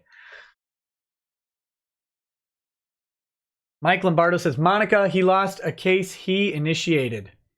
He didn't lose the case, Monica. You're still in it. And the big part of Monica's claims are still in it. Lane 20 says, hashtag I stand with Vic. Dequarius Walker says, I was down in the dumps until that anime analogy. Well, hopefully I lifted you out of the dumps, buddy. 1-1 says, Casey anywhere or just Lemon Pledge? There was some weird looking guy there, but I don't think it was Casey. Maybe it was. Harbinger 345 says, beware folks of overclocked, hyper-accelerated merry-go-rounds with all their spin posting as publications.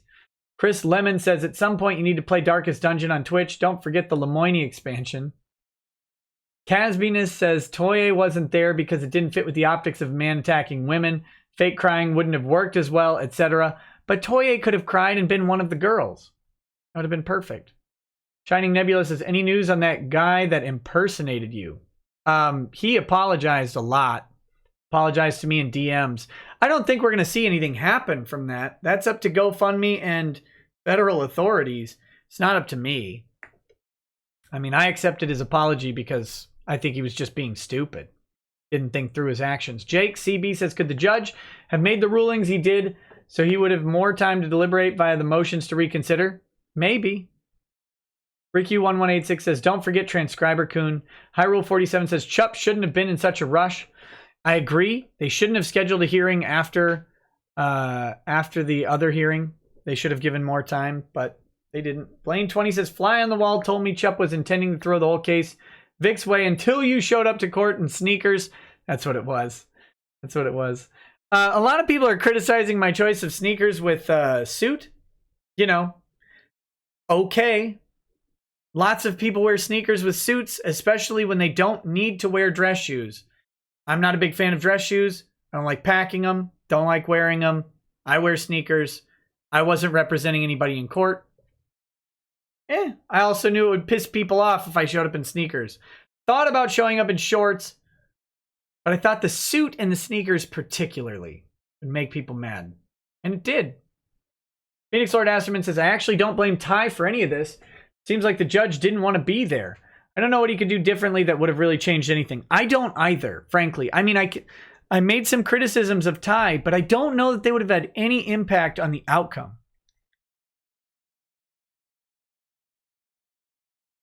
I don't know that they would have had any impact on the outcome. Cyber Warrior says, see the Doucette transcript GoFundMe Marky donated to? For not being a grifter, Doucette sure does run a lot of GoFundMes. Asia Frazier says, you think Ty is free to scorch the earth now? I have no idea. Evan Rogers says, give us the deets on those dirty looks, man. Monica and Jamie and Kara Edwards. I'm not happy that I was there. That's about what I can do. Blaine 20 says, as far as optics for getting Vic's name cleared, we mostly only need defamation for falsity from the 3, right? Yeah. I mean, that's the big ones. Those are the biggest claims. They always have been, and the most important. Infernal Iris says, if Jamie continues to defame Vic, can she be brought back in or sued for a new cause of action? Yes. New cause of action. Hyrule 47 says, do not give up. Stop dishonoring your ancestors. Kidda says, is there any way you could write up a brief summary of the issues with the TCPA hearing a person could link to, like on Medium or Facebook or something? If I find some time, I'll try. Bad Dragonite says, check Discord DM for your answer. Oh, man. What answer? Vito. Vito Gesualdi. Great. Thank you for that. Kaki Onsai says, Mr. Popo is coming and now he do for. Mr. Popo is coming and now he do for. Asia Fraser says, Shane tried to use his chair the way Sabbath uses his casting couch. Oh, I love it. Perfect. Evan Rogers says, oh, and on Friday you kind of look like the 10th Doctor. Who's the 10th Doctor? That random guy 146 says, Chup the Cuck. Ben Frail says, darkest dungeon is cancer. Andrew Young says, how did the hearing affect Igor, Iago, and Renfield? I have no idea. I would assume it made them a little more confident, but I don't know. Nilux7 says, I wonder what judges will do when AI and AGI, human plus level AI, start appearing in court and acting lawyers. Will happen eventually, so I wonder how they will cope. Recommendation for a drink with someone with a sweet tooth. Maker's Mark is a very sweet bourbon. So try that. Alex Bridden says, my theory is that Ron got kicked out before the hearing started because they caught him trying to sneak a remote into the courtroom. And then I got a couple more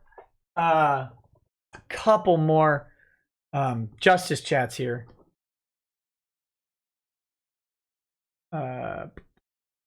Hellsnake says, Fly. Hello, my name is Iñigo Montoya. You made me lost the case. Judge, prepared to be appealed. Schwazoom says, people blaming Ty don't understand what happened. You can't blame someone coming for an acting audition for being unable to do a cartwheel on command. Ty is busy and has other cases, and the failures of the case have nothing to do with his mistakes. Yes and no. I agree with your overall assessment. I think people are underestimating how prepared they were. But here's the thing. People are asking, again, I got to cover this. Why didn't Ty give the judge the evidence? When Ty tried to give the judge this, basically this, okay? Or when he tried to read the cause of action with the evidence off of the second amended petition, the judge said, I don't want it. I have their binder. That is far from fair, highly prejudicial, and probably appealable. So Ty did try to present this evidence. And if he could give the judge the binder with the tabs to show the judge where the evidence is, so he could say, okay, judge, you want evidence of the TI for this person, flip to this page, there you go. Judge said, I don't want it. I have their binder. Again, that's not something you can prepare for because a judge isn't supposed to do it. So, anyway. And then Schwazoom says, speaking of TI, I know cases where defamation TI cases were won and the winners were only given $1 because no damages were proven. How can Chup throw out the TI entirely based on not being able to prove damages to his liking past hiring security in TCPA? He can't. It's reversible error. He can't do it. But he did because he's a judge and judges can do it. It just can be reversed. So, there you go. There you go. Oh, the 10th Doctor Who. Thank you, Evan Rogers. All right, guys, let me play this outro music. The outro music is playing. The show is coming to a close.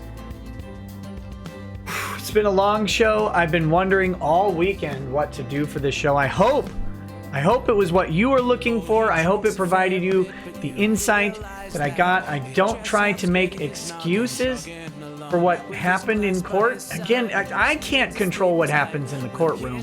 I was there to observe. If I was the lawyer, it might have been more of a disaster. It might have gone better. I don't know. I'm not the lawyer, so that's a frivolous question. I don't try to make excuses for anybody. I try to give you the information from my perspective and from what I saw. You guys can make your own decisions. If you hate me and Ty or anybody else at the end of the day, that's you, and that's fine. I would never demand people accept what I say as truth. Only accept it as I give you what I can with as much credibility as I can muster. So, hope you enjoyed the show tonight. Hope it was something you were looking for. If you want to come join me on Twitch, come join me on Twitch. Probably going to be screwing up Path of Exile because I don't know what to do.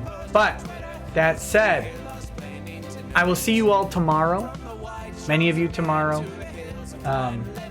That's Monday. Gosh, it's only Sunday. I don't know how long Twitch is going to go tonight because I'm really tired, but we're going to do it anyway. See you guys Monday. Have a good night. Peace. Peace.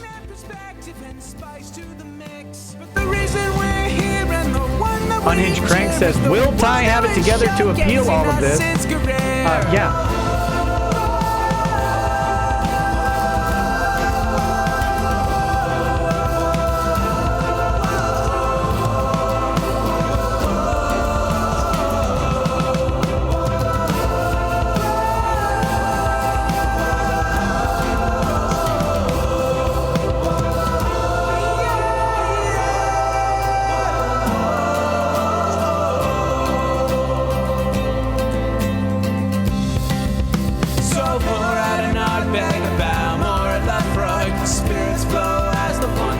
Get unemployed, so pour out a glass for the tea. Post on Twitter as we hear lawsplaining tonight. From the white shores of Nairn to the hills of Glenlivet, there's no one who explains the law better than Nick. So pour out a glass for the ones who have passed to make the law more